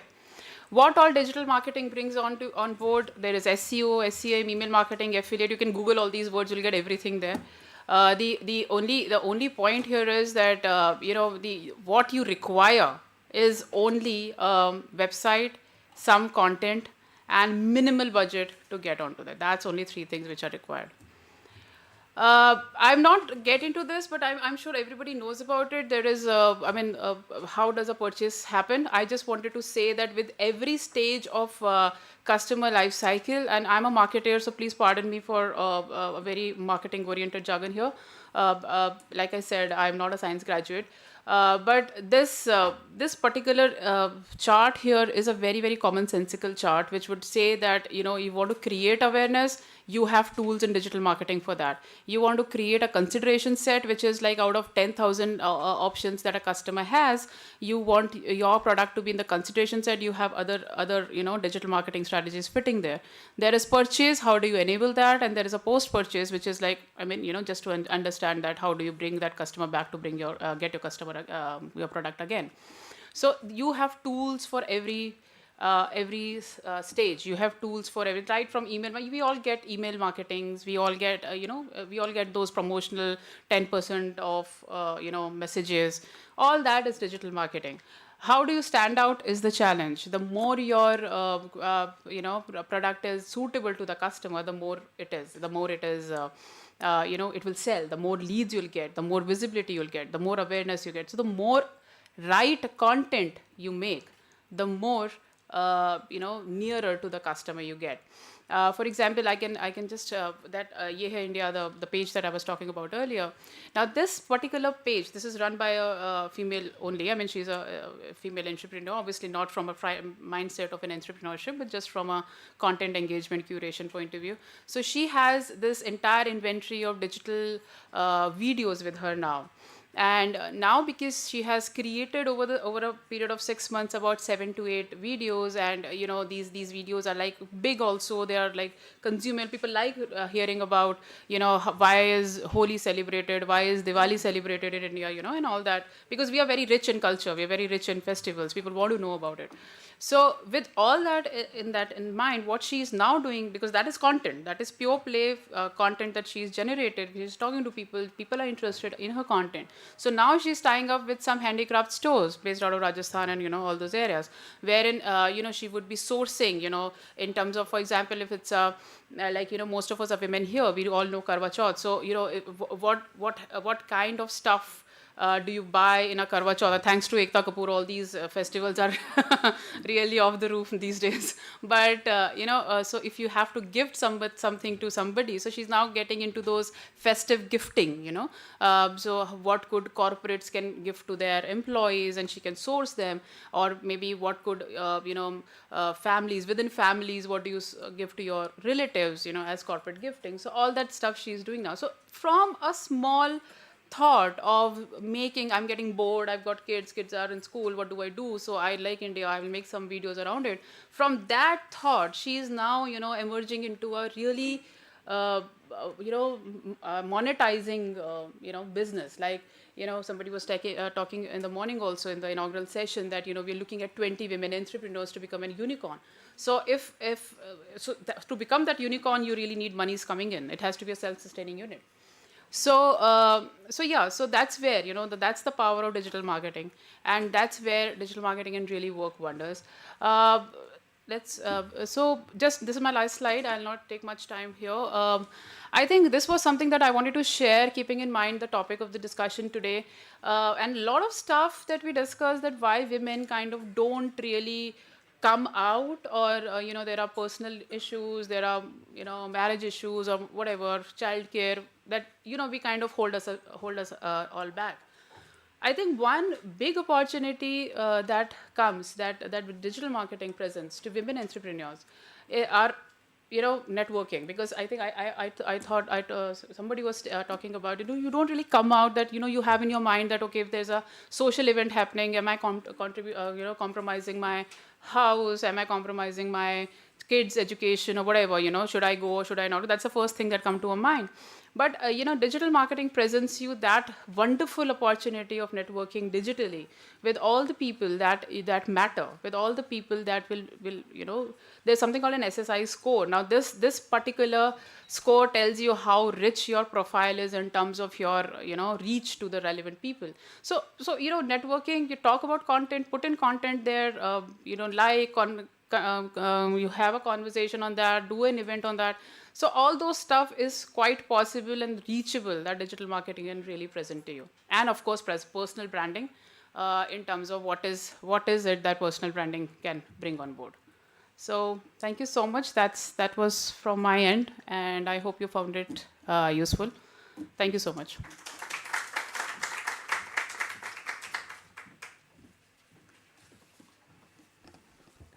Thank you so much, Ms. Rachita Gupta, for your wonderful presentation on digital marketing for women entrepreneurs.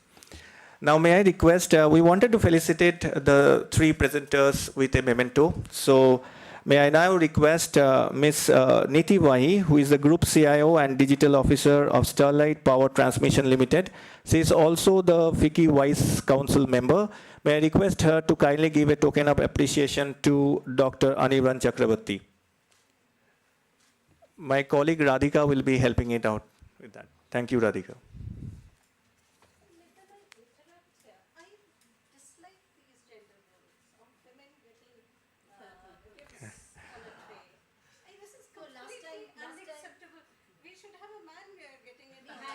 Oh, yeah. Point taken, and last time we had a gentleman give the green, so I think it's parity now. Yeah.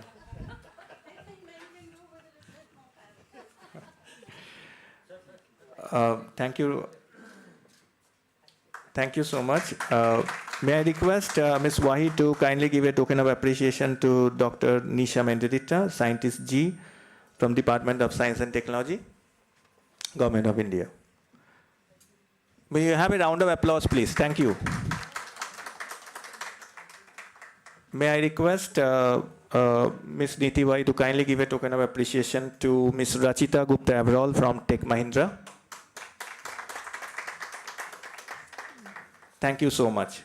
Thank you so much. And we'll now go for the panel discussion. And before that, I also wanted to thank the people who are working, behind this total conference. One is Ms. Maya Das from Fraunhofer Limited. Maya, can you raise your hand up? She is the one who was working behind the scenes. Yeah. May I also wanted to thank our team leader Akhil Gupta. May I have Akhil Gupta's hand, please? Also, he was also working behind the scene, and the entire team of Varun, Poonamji, Deepak, and Vivek, Radhika. Thank you so much. I also wanted to thank Vishal Khanna, who is also there. Can you raise your hand, please? From FICCI. Thank you so much.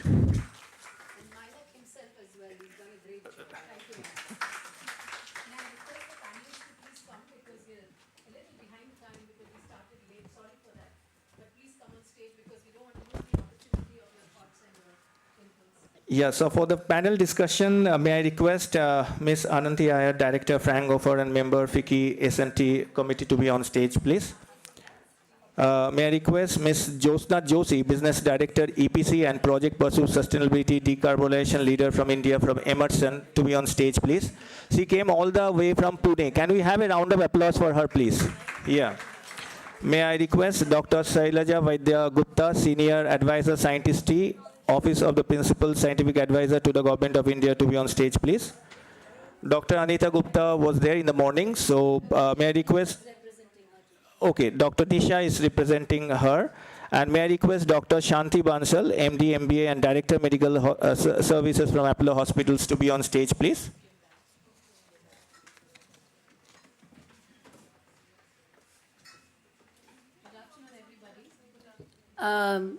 First of all, I'd like to apologize that we started a little late because there was an accident on the road, and our chairman, Mr. Jagdish Mitra, was delayed by about 15 minutes, so we couldn't have started without him.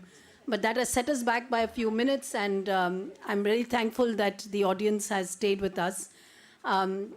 This is one of the most interesting sessions now, because we're going to hear women leaders speak from their heart and speak on concrete topics. But before we get into that, may I also invite on the panel as a spontaneous gesture, the husband of Mrs. Sonia Sharma, who's the CEO and co-founder of STEM 126, an outstanding woman who has created a startup but is unable to come today because she has multiple sclerosis. But we do not want to leave out the opportunity of her husband representing her. Particularly, it's such a significant move where he's speaking for her. So please come on stage, and I will come to you in a bit. I'd like to introduce my outstanding panelists here today. We have, Dr. Shailaja Gupta, who nobody needs an introduction because she was there at the last launch as well. She's one of our council members, the most visible face of the Department of Biotechnology, if I may say so. Particularly because we had a lot of interactions when she was, negotiating with the international organizations. And DBT is one of the, I think it's the only ministry that tremendously supports entrepreneurs with funding through their BIRAC program. So welcome, Dr. Gupta. It's such a pleasure to have you on board. Also the only department which has had almost 50% women there. We have had 2 women secretaries, Dr. Manu Sharma and Dr. Renu Swarup. So yes, we have been a very privileged department. Very proud to have you here. Ms. Jyotsna Joshi, thank you so much for coming here. Sorry. I have Jyotsna Joshi this side. I'm so sorry about that. Jyotsna has also stepped in today for the panel discussion. Thank you so much for coming in. I believe you have a little short of time. But we'll try and wind it up so that we get your inputs. And particularly because she comes from the corporate sector, where we believe a lot of push needs to happen in a very innovative way. So I'm so glad to have her here. Dr. Santi Bansal from Apollo, a field medicine has, as you have heard, seen a lot of representation from women, whether it's nurses or doctors. So I think they are trailblazing in that scene, but we could have more of them, I think. And so glad because Dr. Sangeeta Reddy is also the head of another outfit within FICCI, which is called the Greater 50. And she spearheads women in many other roles. And we, the Vice Council, kind of, work together with her to bring in the science perspective. So thank you so much for stepping in, Dr. Bansal. And like I said, since Dr. Gupta had to leave, but we have the advantage of having Nisha here, I'm extremely delighted that she has agreed to join the panel. So let me first take 2 minutes with you and request you to speak a little bit about your wife's entrepreneurship journey and keep it a little brief because we still have a lot of discussion. Thank you so much. First of all, thanks a lot, Miss Anandi here. First, I was kind of in the morning, I was sweating. This is representing Sonia is very difficult for me. So I'm here, first of all, giving this opportunity. I have been to many conferences, seeing for the first time such a big gathering of women entrepreneurs and people and women in STEM. I am honored to be here, to be very frank. So just quickly about Sonia. So she started this company almost 8 years back, 3 years back. She started the STEM education program, and it's based out of Bay Area. The company is in Bay Area and in India.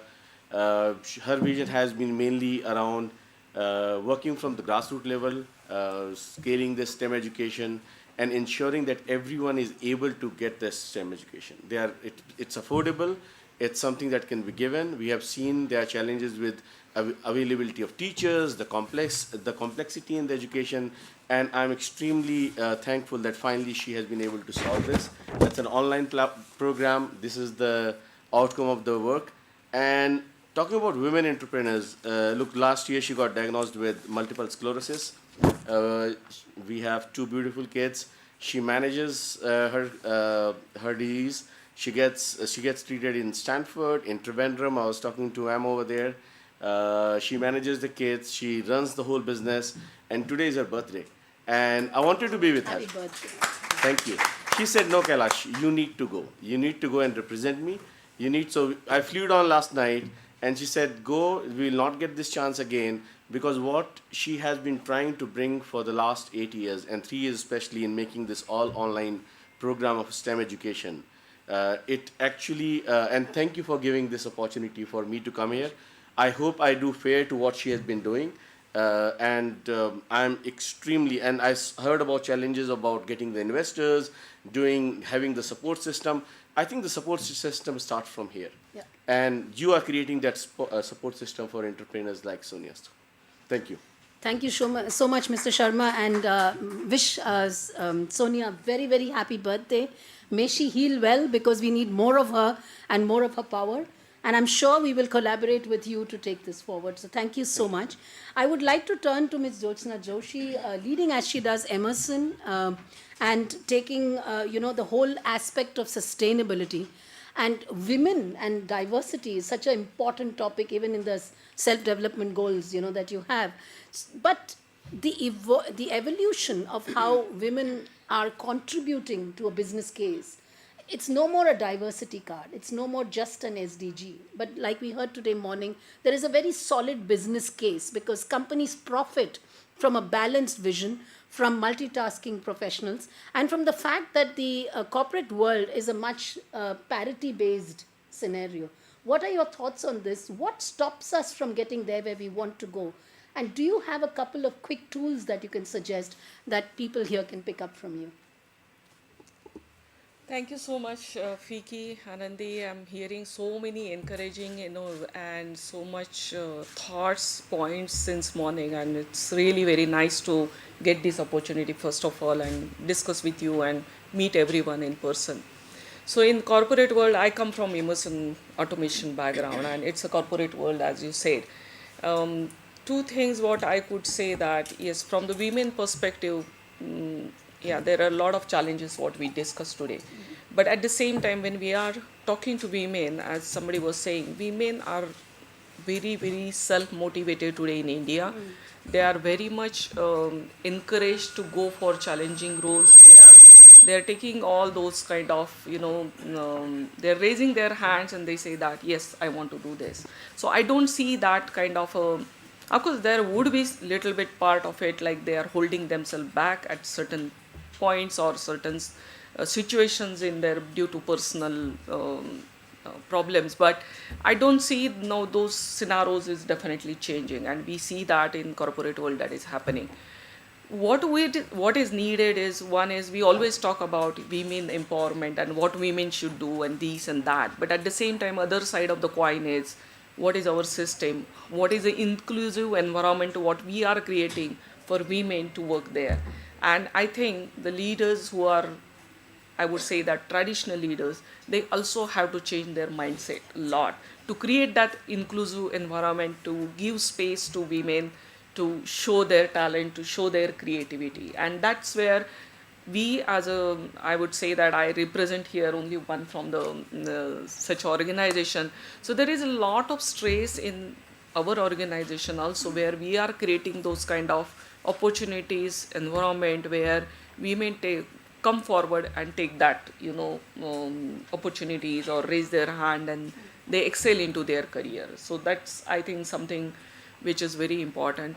I like the point what in the morning we heard. I'm brought up in a joint family, and I know that what are the advantage of that, particularly creating that support system. And I would again insist and give that suggestion to all young leaders today.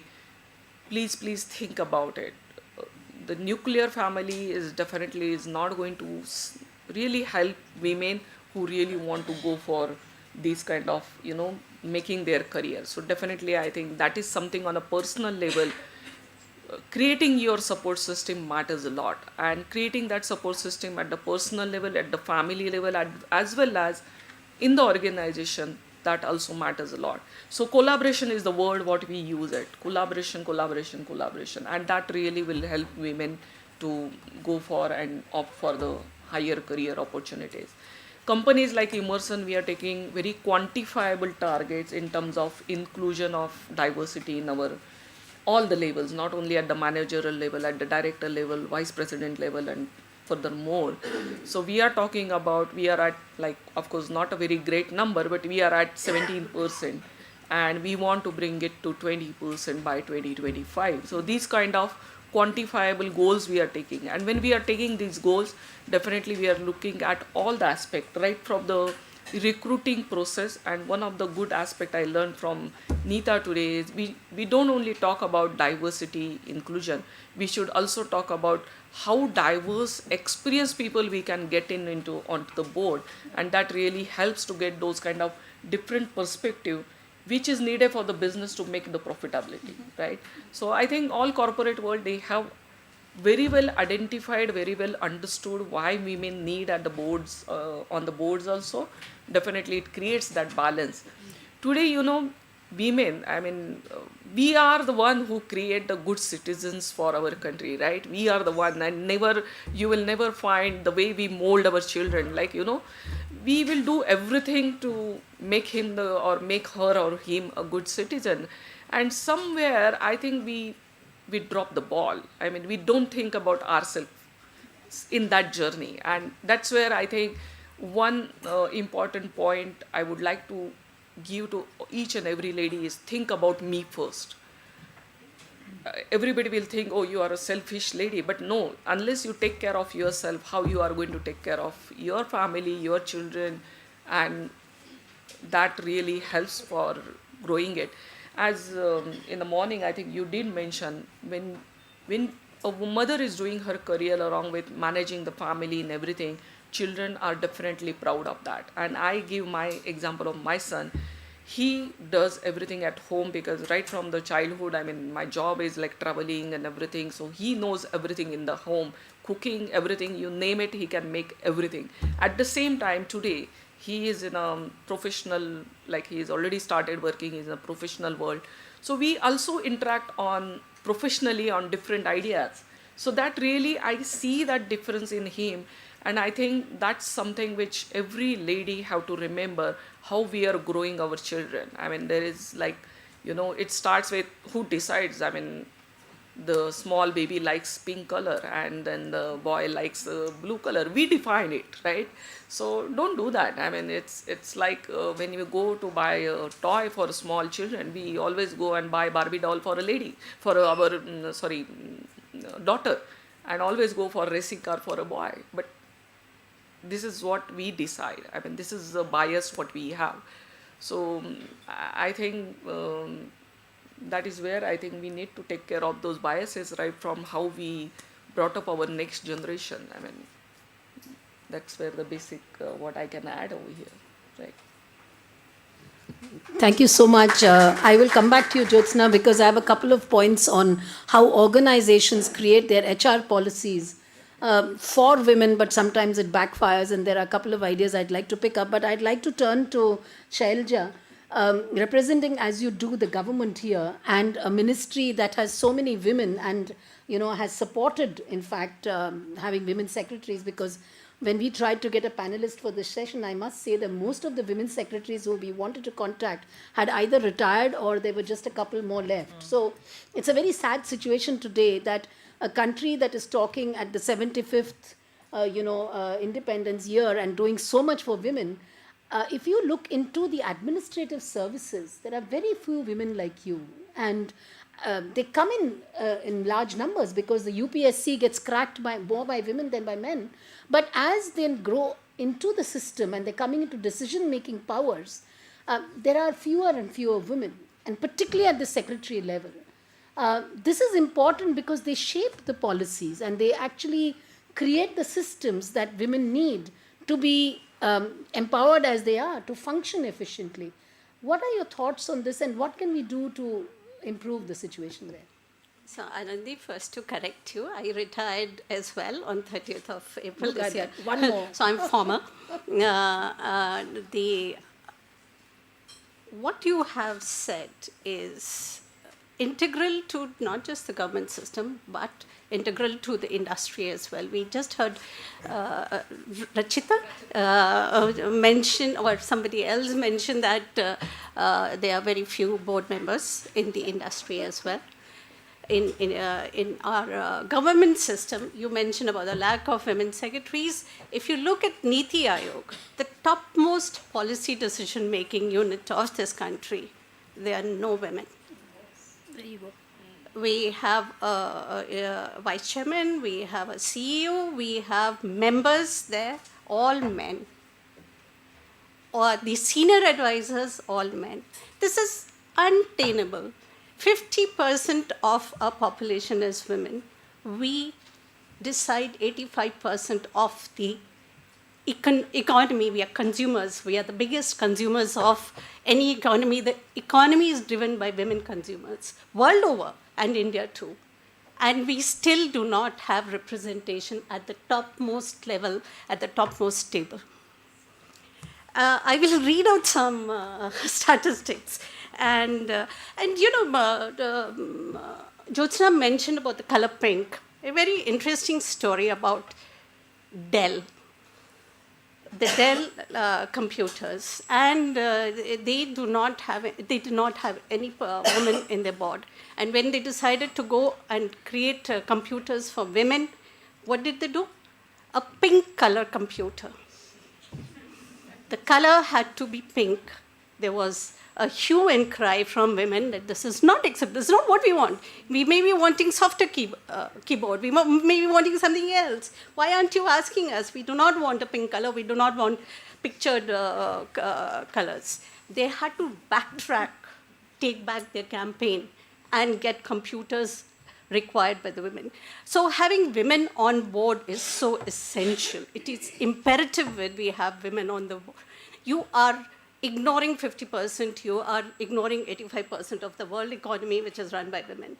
It is not correct for any organization, whether it's private or public, to ignore women voices. To read out some statistics, we've had women with bank accounts have tripled in the last 5 years. So women have more bank accounts now than they had.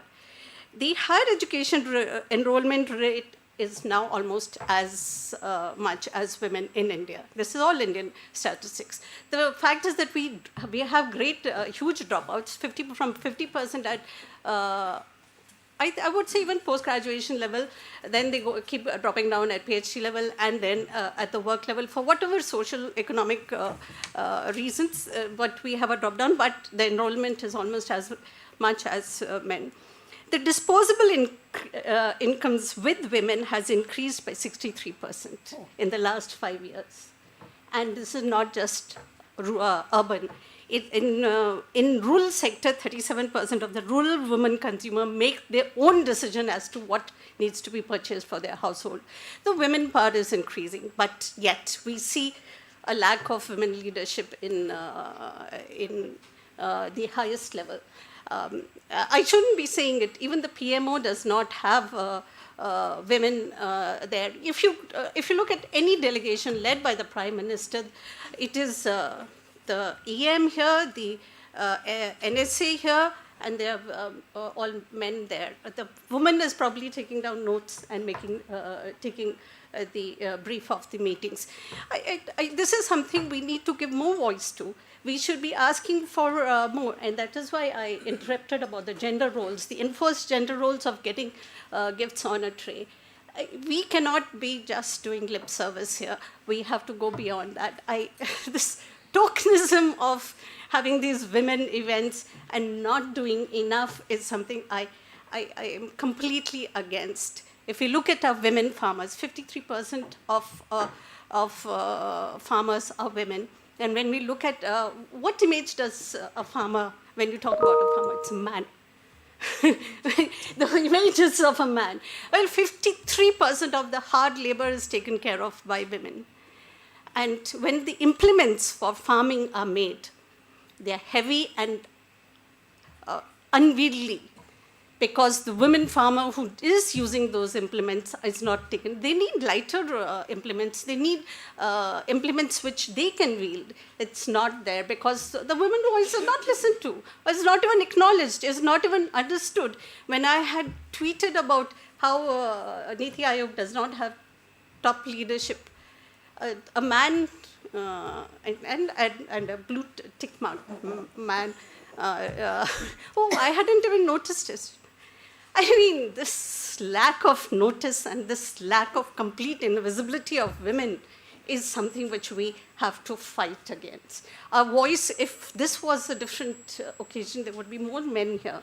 There would be more men listening to us. If there was the Prime Minister here, a woman would not find a seat here.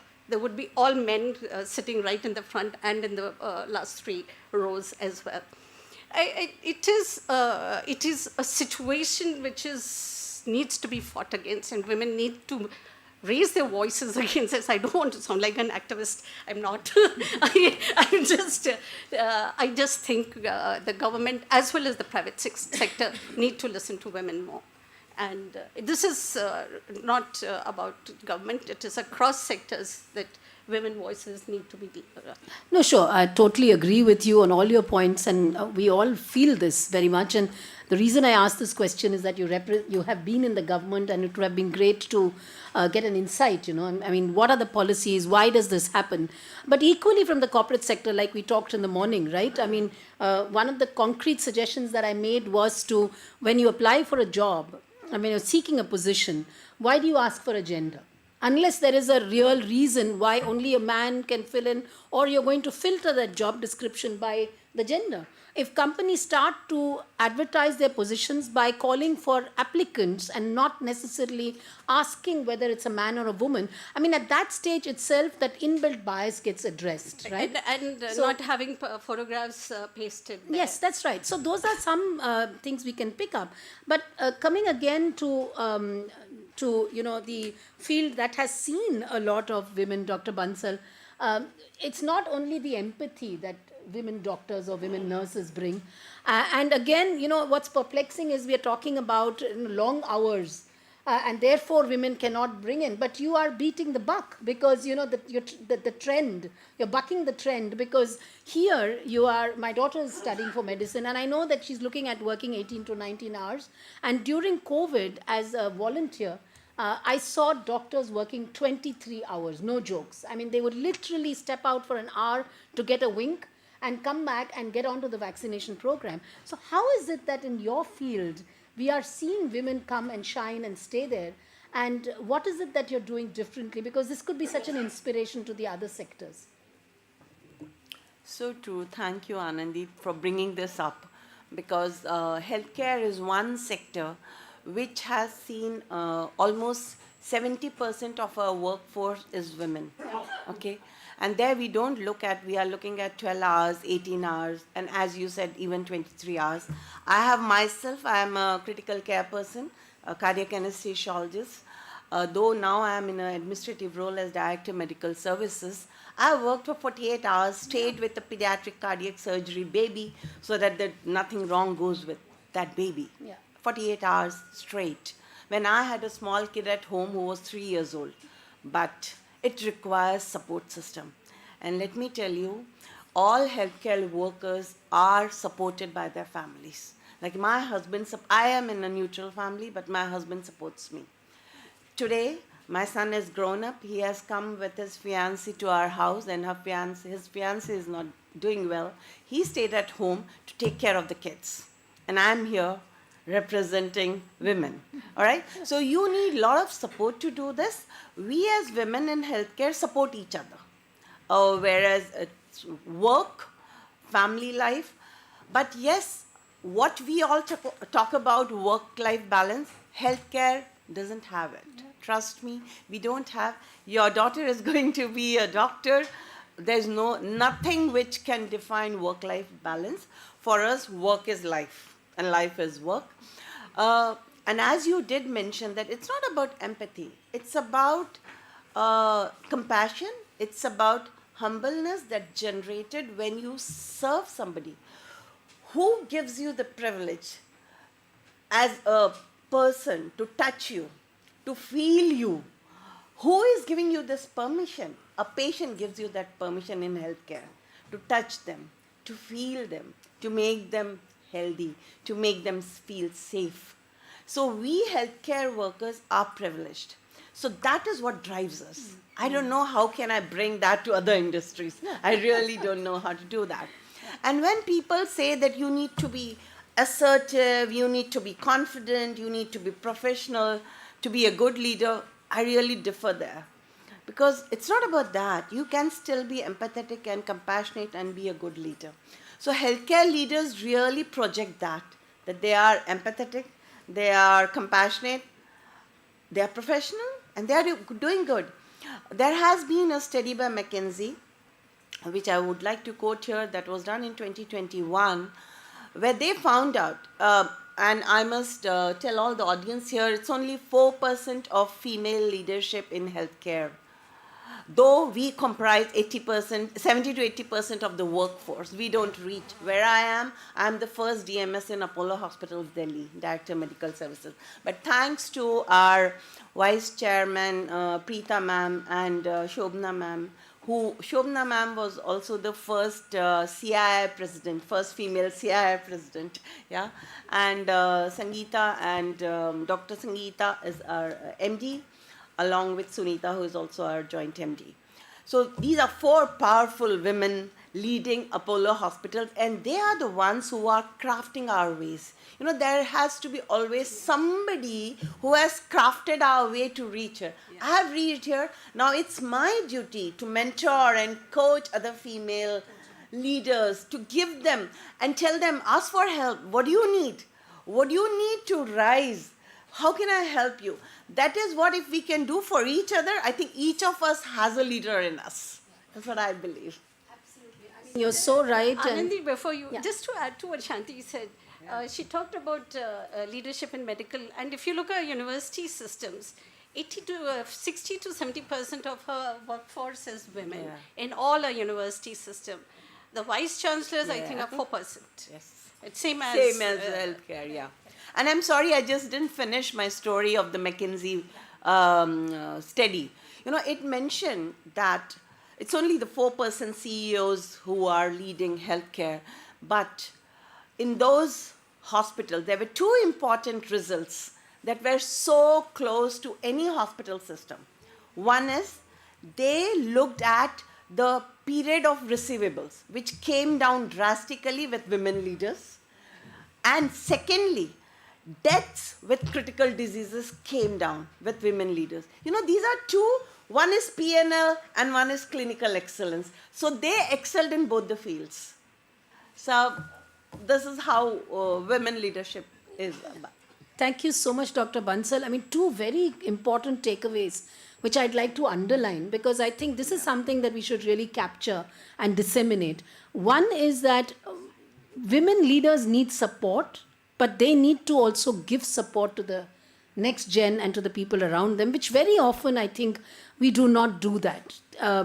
Organizations that support their women, you know, I mean, who allow, for example, you have a young person in your organization who is a young child. How much are you supporting that person to, divide time between family and work? So I think this is something very important that every woman leader, since we lack support and we're talking about this so often, I think women leaders have that additional responsibility of giving support to other women. And the second one you talked about is these results from case studies that show that women leaders contribute that much more. They should be disseminated because they somehow don't find expression, right? Whether it is a strategic move or not, I don't want to comment because that would be speculation. But I think it would be our responsibility to disseminate these kind of powerful messages where women leadership contribute to the bottom line and to qualitative results, right? So that, thank you so much for that. I'd like to come to Nisha very quickly. Nisha, you and Anita are dealing with women incubation programs, women entrepreneurship programs, women investment, decision making. We are hearing time and again, we get the signals from the industry that women tech founders, women even founders, even the rural areas, are particularly disadvantaged when it comes to getting funding mechanisms for getting, governmental programs that support them. Is there something you can do to create a level playing field, first of all? Even before asking for extra privileges, which we as a group agree here that we are not looking for it. We are looking for A, a level playing field, and B, a conducive environment that allows them to flourish. So could you give me a couple of ideas that we can pitch for with the government in our policy advocacy to say you need to really focus a little bit more on women founders and women investors? Yeah. Thank you, Anandi. But before answering to this thing, I just want to put some light on the policy dimension which you mentioned just now. And I was hearing to everyone. So everyone had a common point, all of you, because based on your own experience, work-life balance. That was the thing which all of you advocated in your own way. So I would like to mention here that this is one of the aspects which has been really taken care of by Department of Science and Technology in their new policy. That new policy is known as STEP 20, Science, Technology and Innovation Policy 2020. And only one thing I want to highlight here is, unlike the earlier policies before, because the Ministry of Science and Technology is instrumental in bringing out the policies. Since 1958, we have been developing the policy. In the latest policy, along with the innovation is one of the things which we are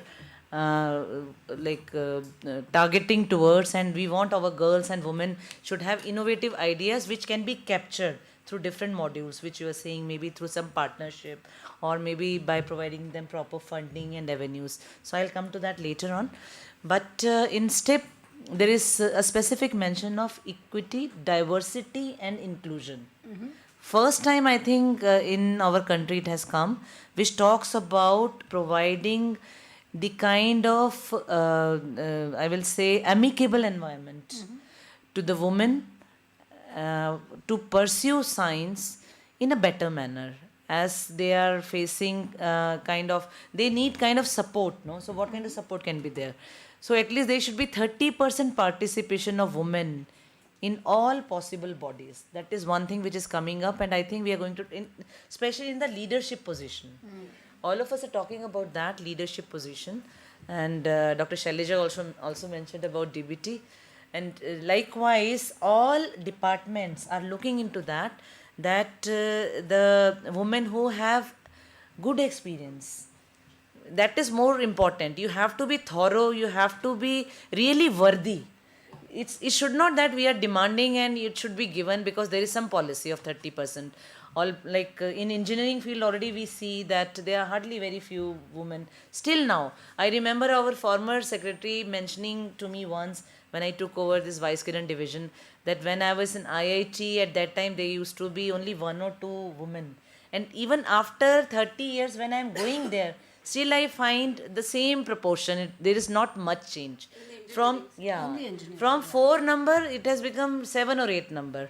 So you have to see to it that it increases. That is one kind of requirement post to the women program here, to the vice program, and similarly FICCI's vice program is also thinking about it. So what I'm trying to say that 30% government is advocating women in decision making body, women in leadership body, but they have to come forward and they should be available to take that responsibility. In some places it happens that, it happens that they are little, skepticism is there to take up the challenge, to take up that important position.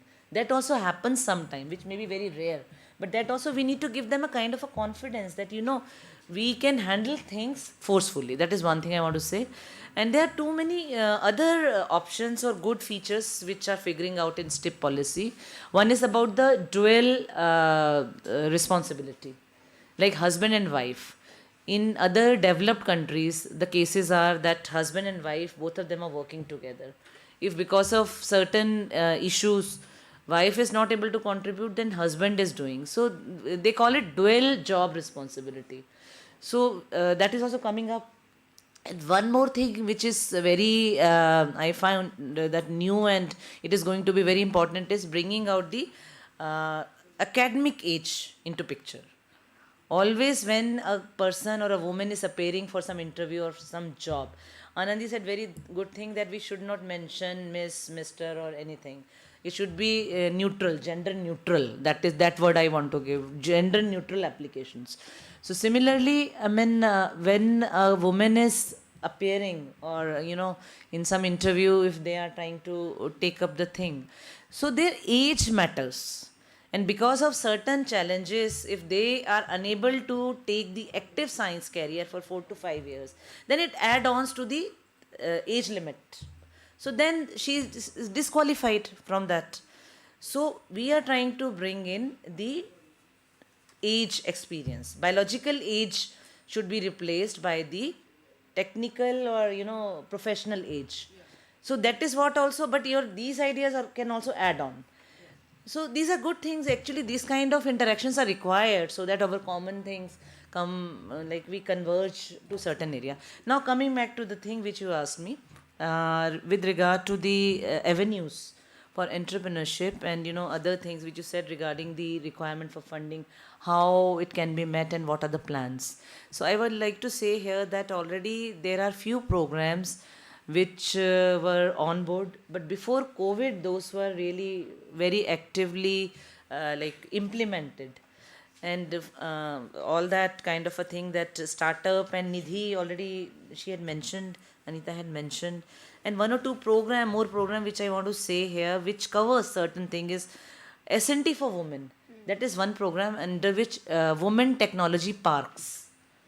I think no one is aware of that. There are around 40 women technology parks which are set up all across the country and which are again in partnership with the technologists and research groups, and they are looking after science, technology and innovation interventions, especially considering the need of rural needs, no?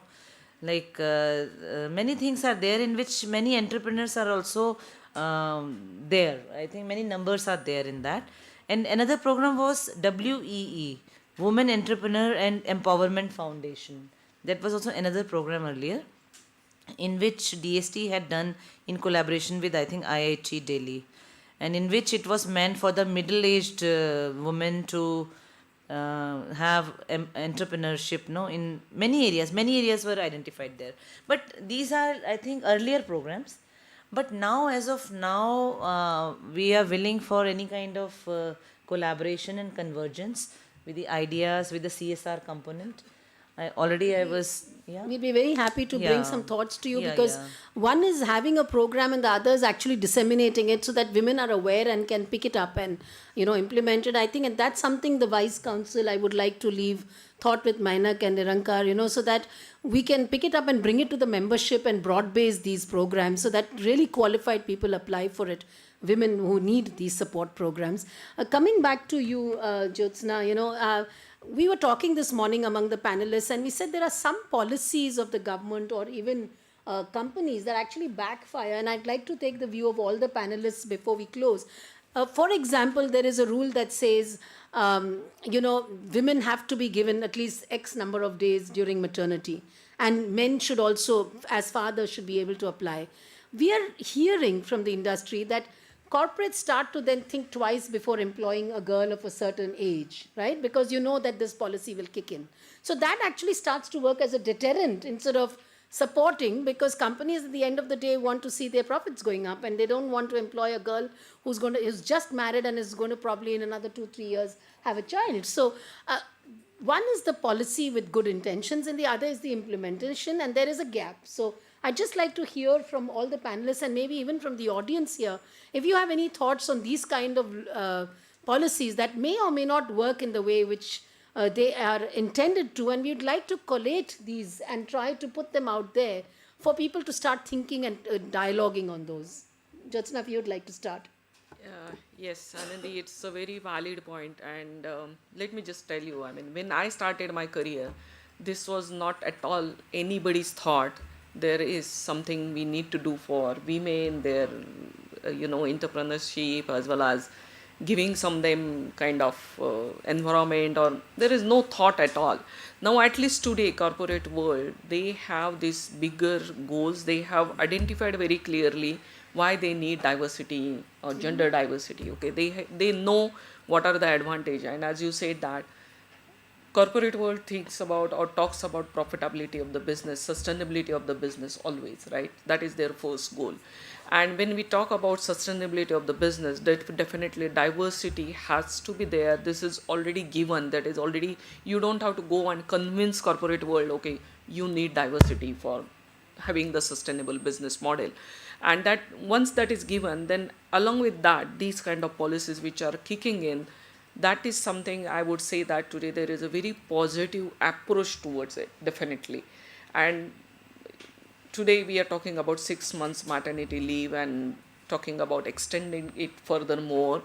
And that is, I think, yes, I mean, it will be a short setback for the corporate world if some at the key role some woman is going on leave for 6 months or 8 months. Definitely there is a gap. But then at the same time, corporates are also thinking about, okay, this policy is in place, but how I can have a plan B for that. If that key roles, if they are going for on leave for 6 to 8 months, then how I'm going to work out around it and how the work is not going to be affected in during that time. So there are measures taken definitely on that part of it, definitely. And in my organization, I'm looking at it is very positively taken, and it is because of that policy or because of the gender diversity, it is not definitely the recruiters or hiring managers are not stepping back. They are not stepping back because at very high level this message is given, like as I said that globally we are talking about increasing our diversity numbers to say 20%, then it is given like there are quantifiable goals we are supposed to deliver with managing the business profitability. So definitely there are those kind of approaches are taken. One more thing is like promoting STEM. There are a lot of other programs we drive, like university reach out program, then reaching out to schools where we are promoting more and more women going in for STEM. Now for Emerson like organization, we look at more engineers, right?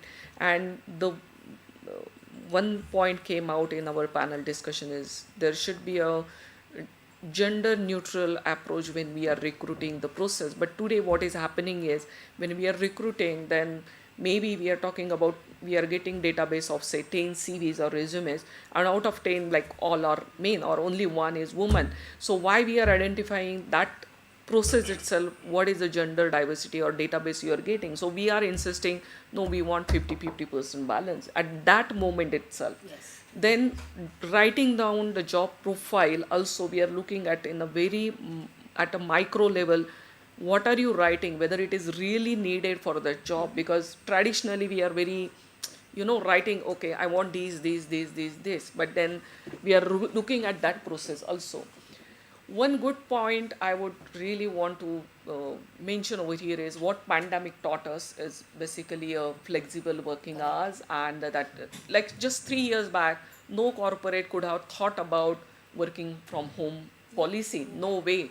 And today I'm proud to say that Emerson globally have launched that working from home policy, and that gives a lot of flexibility for women. And I think those are the very good steps and positive way it is happening. But there is a lot of things to do. I mean, there is still there is a gap definitely, but things are going in positive direction. That's what I would say. Great.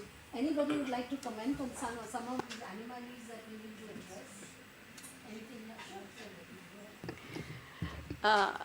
I think the government sector actually does a great job about providing support to a married woman.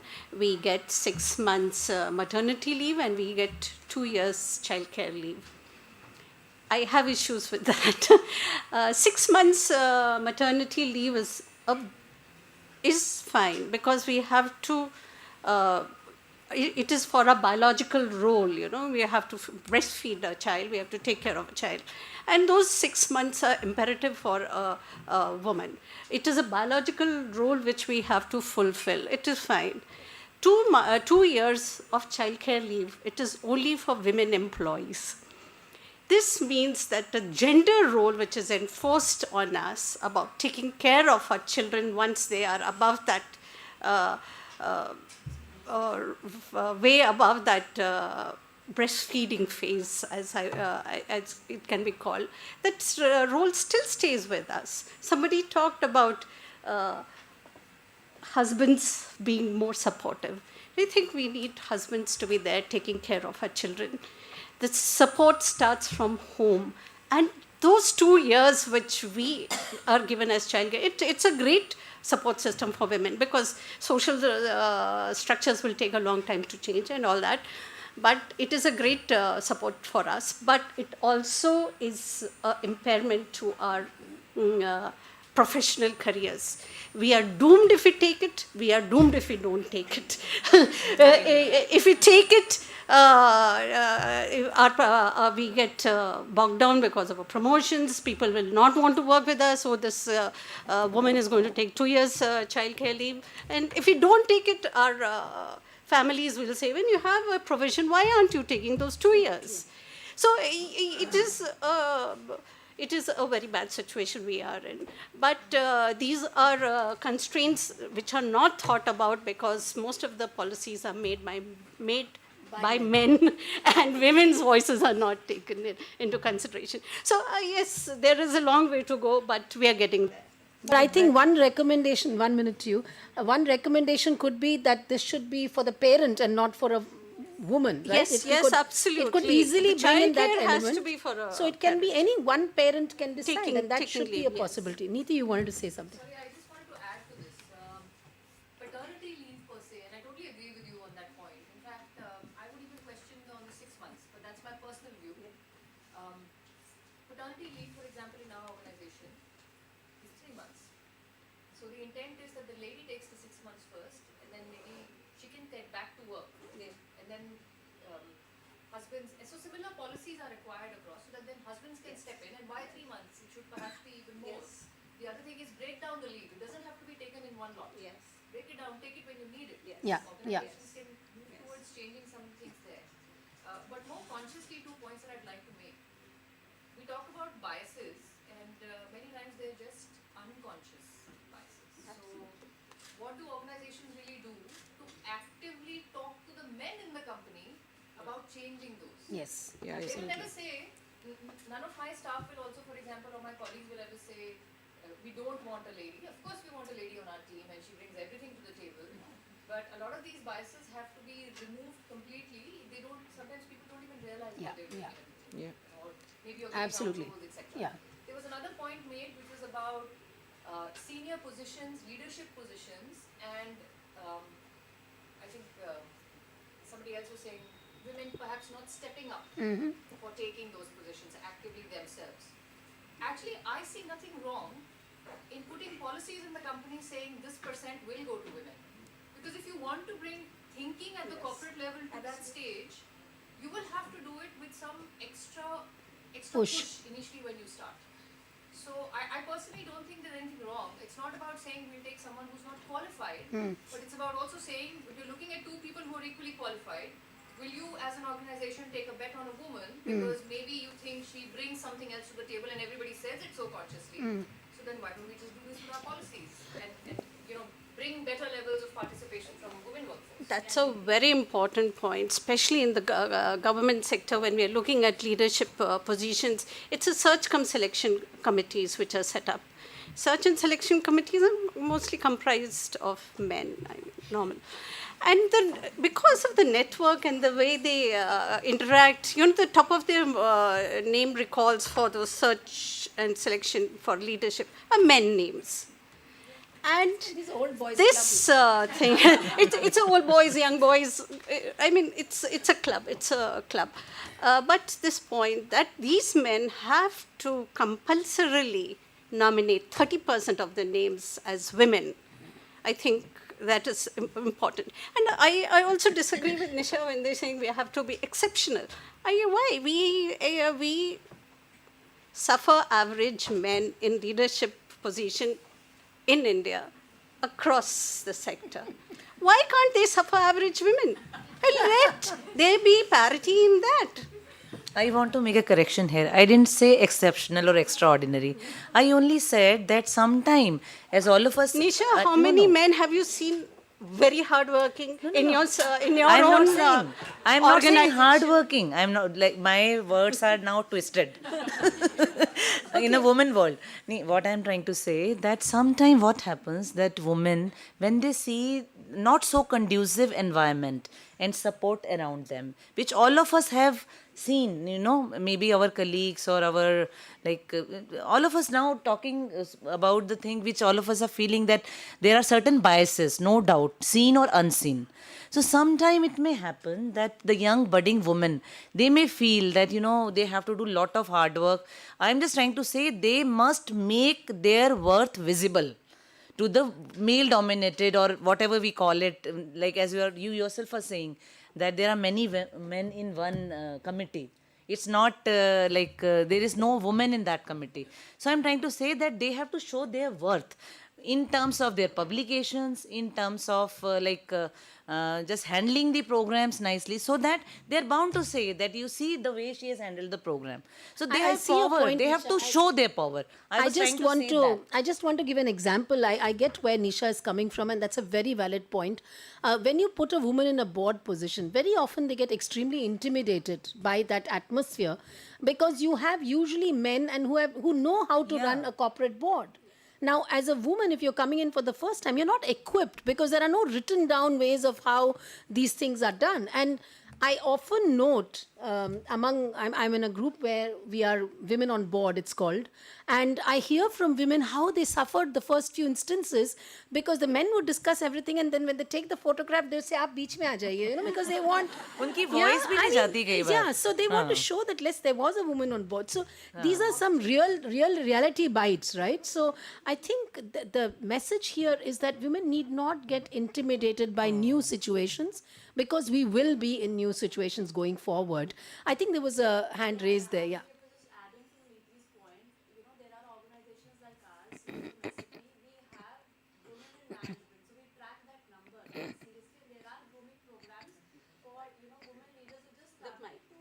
put them at a level to which they could reach at a certain senior leadership stage.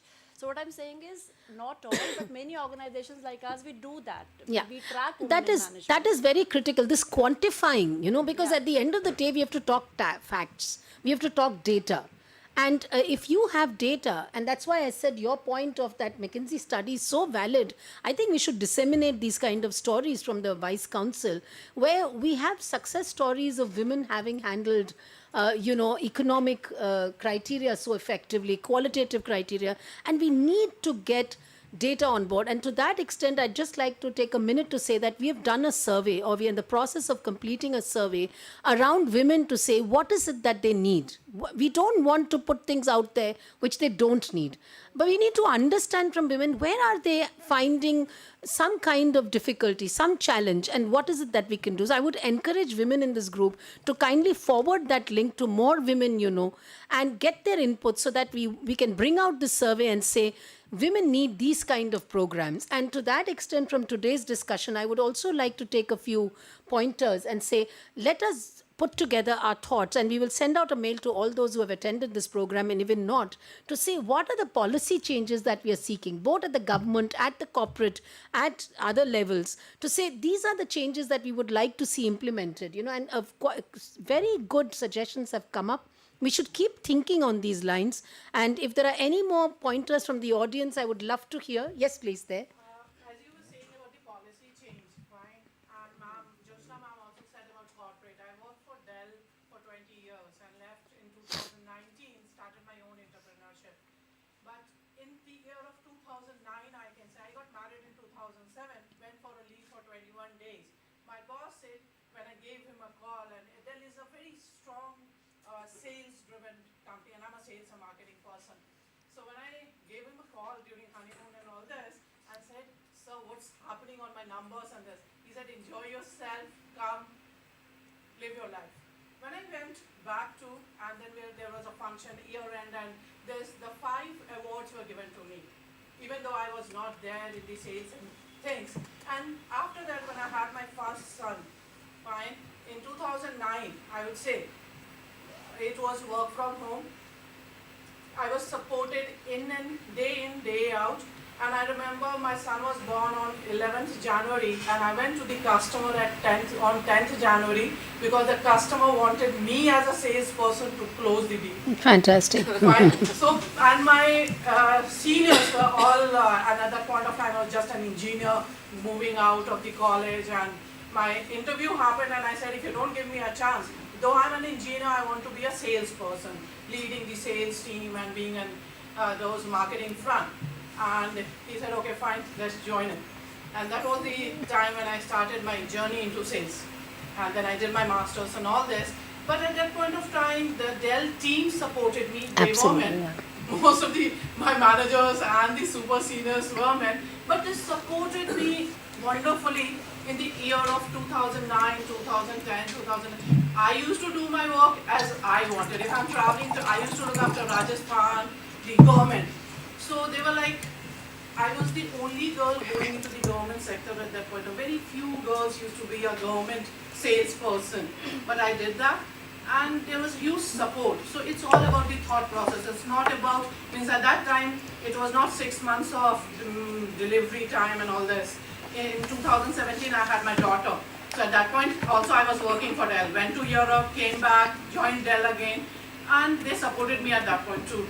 So I'm glad to hear some, because we have complained a lot about men in the company, and good to hear some who have supported. There's one more voice there, and I'll come to you. And of course, I'll come to you. Yeah. Increase our networking skills, because I feel that we as women we lack in this thing, and our male counterparts used to take advantage of this.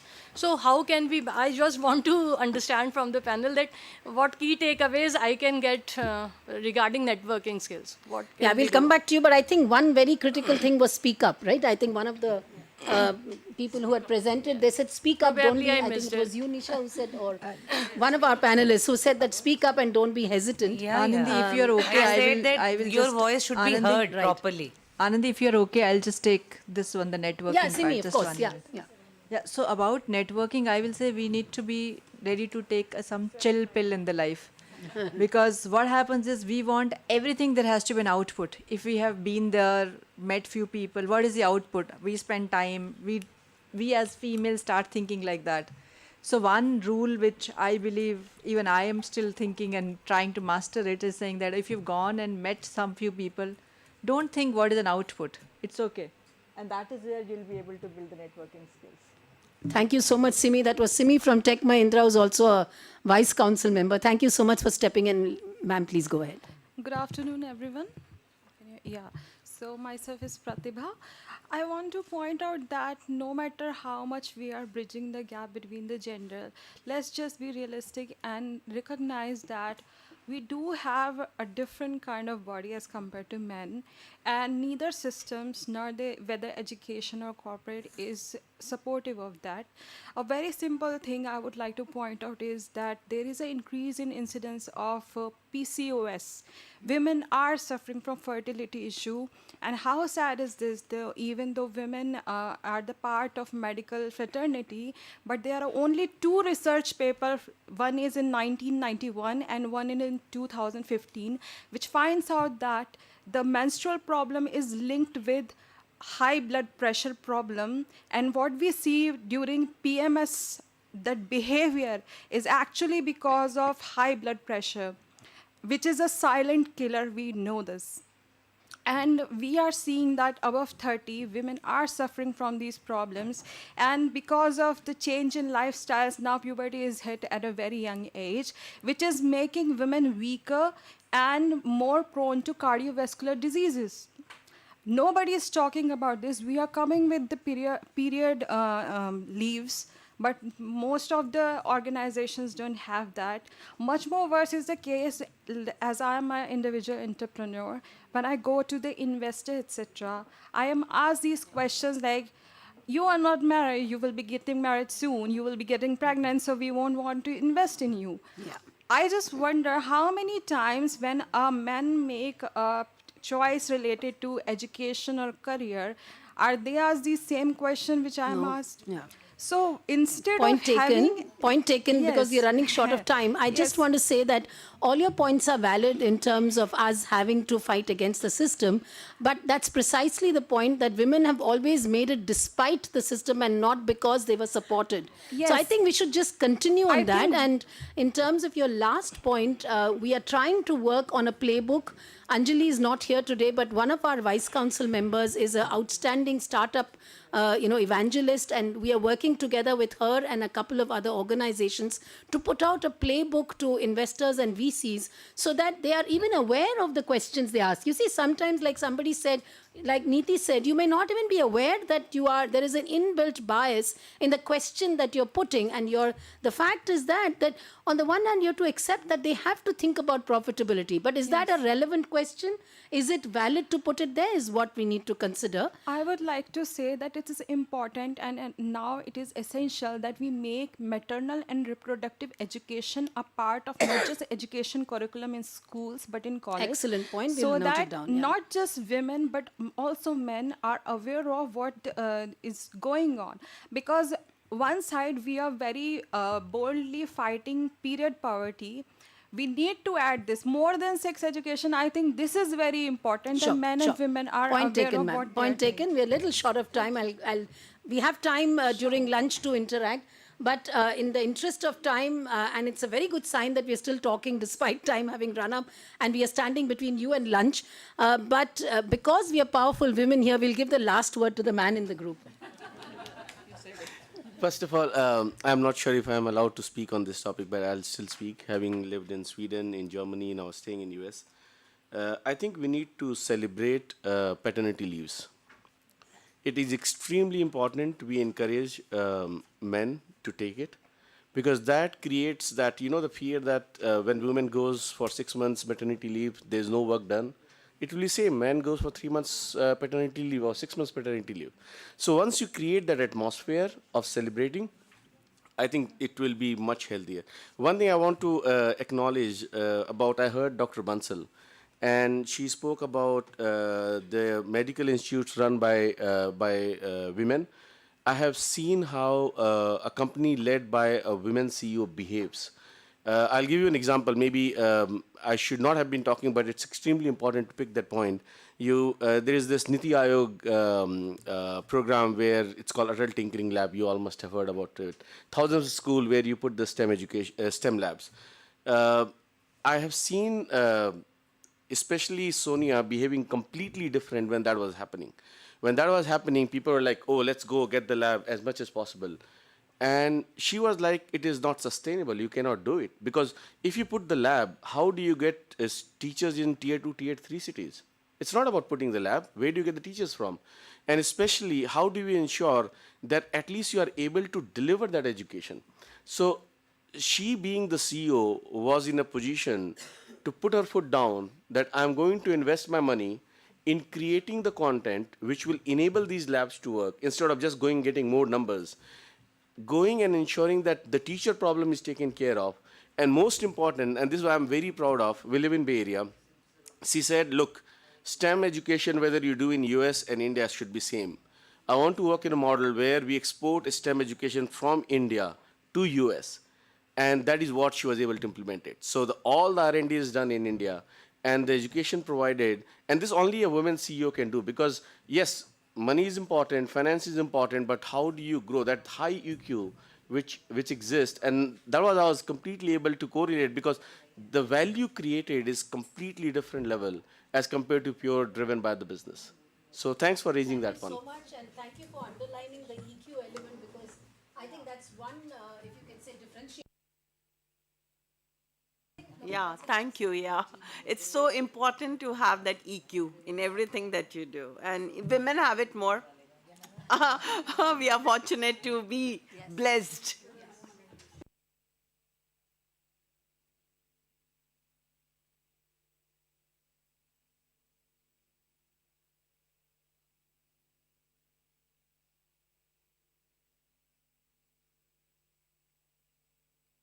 Send your thoughts to us, to the Vice Council, to all of us, because we need more and more women to join in this program. And today, Jagdish, before he left, he's a strategy guy, you see. So he said, Anandi, we need to announce that in the year of 75th independence, we should mentor 75,000 girls across the country. And I think that's a fantastic objective. Thank you, Jagdish, in your absence. But I think all of you need to join in this, and we need to see how we can make this happen. That's a little bit of homework for you. Thank you so much, and there's lunch waiting. Thanks for being here. Thank you so much. Thank you, Anandi. Yeah, thank you all. Please be seated. Thank you all. Yeah. And thank you so much. You know, it was a wonderful, panel discussion. Now, before ending this session, may I request Ms. Simi Dhamejia, Chief Transformation Officer from Tech Mahindra, and she is also the FICCI Vice Council member, to hand over a token of appreciation to Ms. Anandi Iyer. Thank you so much. First, okay. So may I request Ms. Simi Dhamejia to kindly hand over a token of appreciation to Dr. Shailaja Vaidya Gupta, Senior Advisor, Scientist H, Government of, okay, former. And please note that it's the gentleman who are And he is wearing a pink shirt.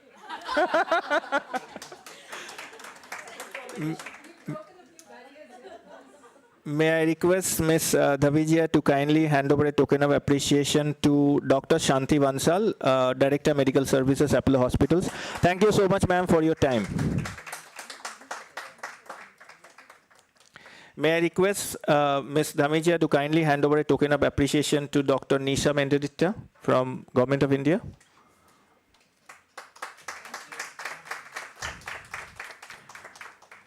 Thank you so much. Now, may I request Mr. Akhil Gupta, who is the head of disaster risk management and also the CTEC programs, to kindly hand over a token of appreciation to Ms. Josna Joshi, business director EPC and from Emerson Group. He has come all the way from Pune. Thank you so much. May I request Mr. Gupta to kindly hand over a token of appreciation to Kailash. On behalf of Sony, yeah. Now, may I request Dr. Gupta to kindly hand over a token of appreciation to Ms. Anandi Iyer. May we have a round of applause for her because she's chairing the session. She has taken all these initiatives. Thank you so much, ma'am, for your kind efforts. Can we have a group photograph? And Maina and Maya, you need to join me. Cindy, please come. The lunch is at third floor, banquet hall. So we'll move to the third floor.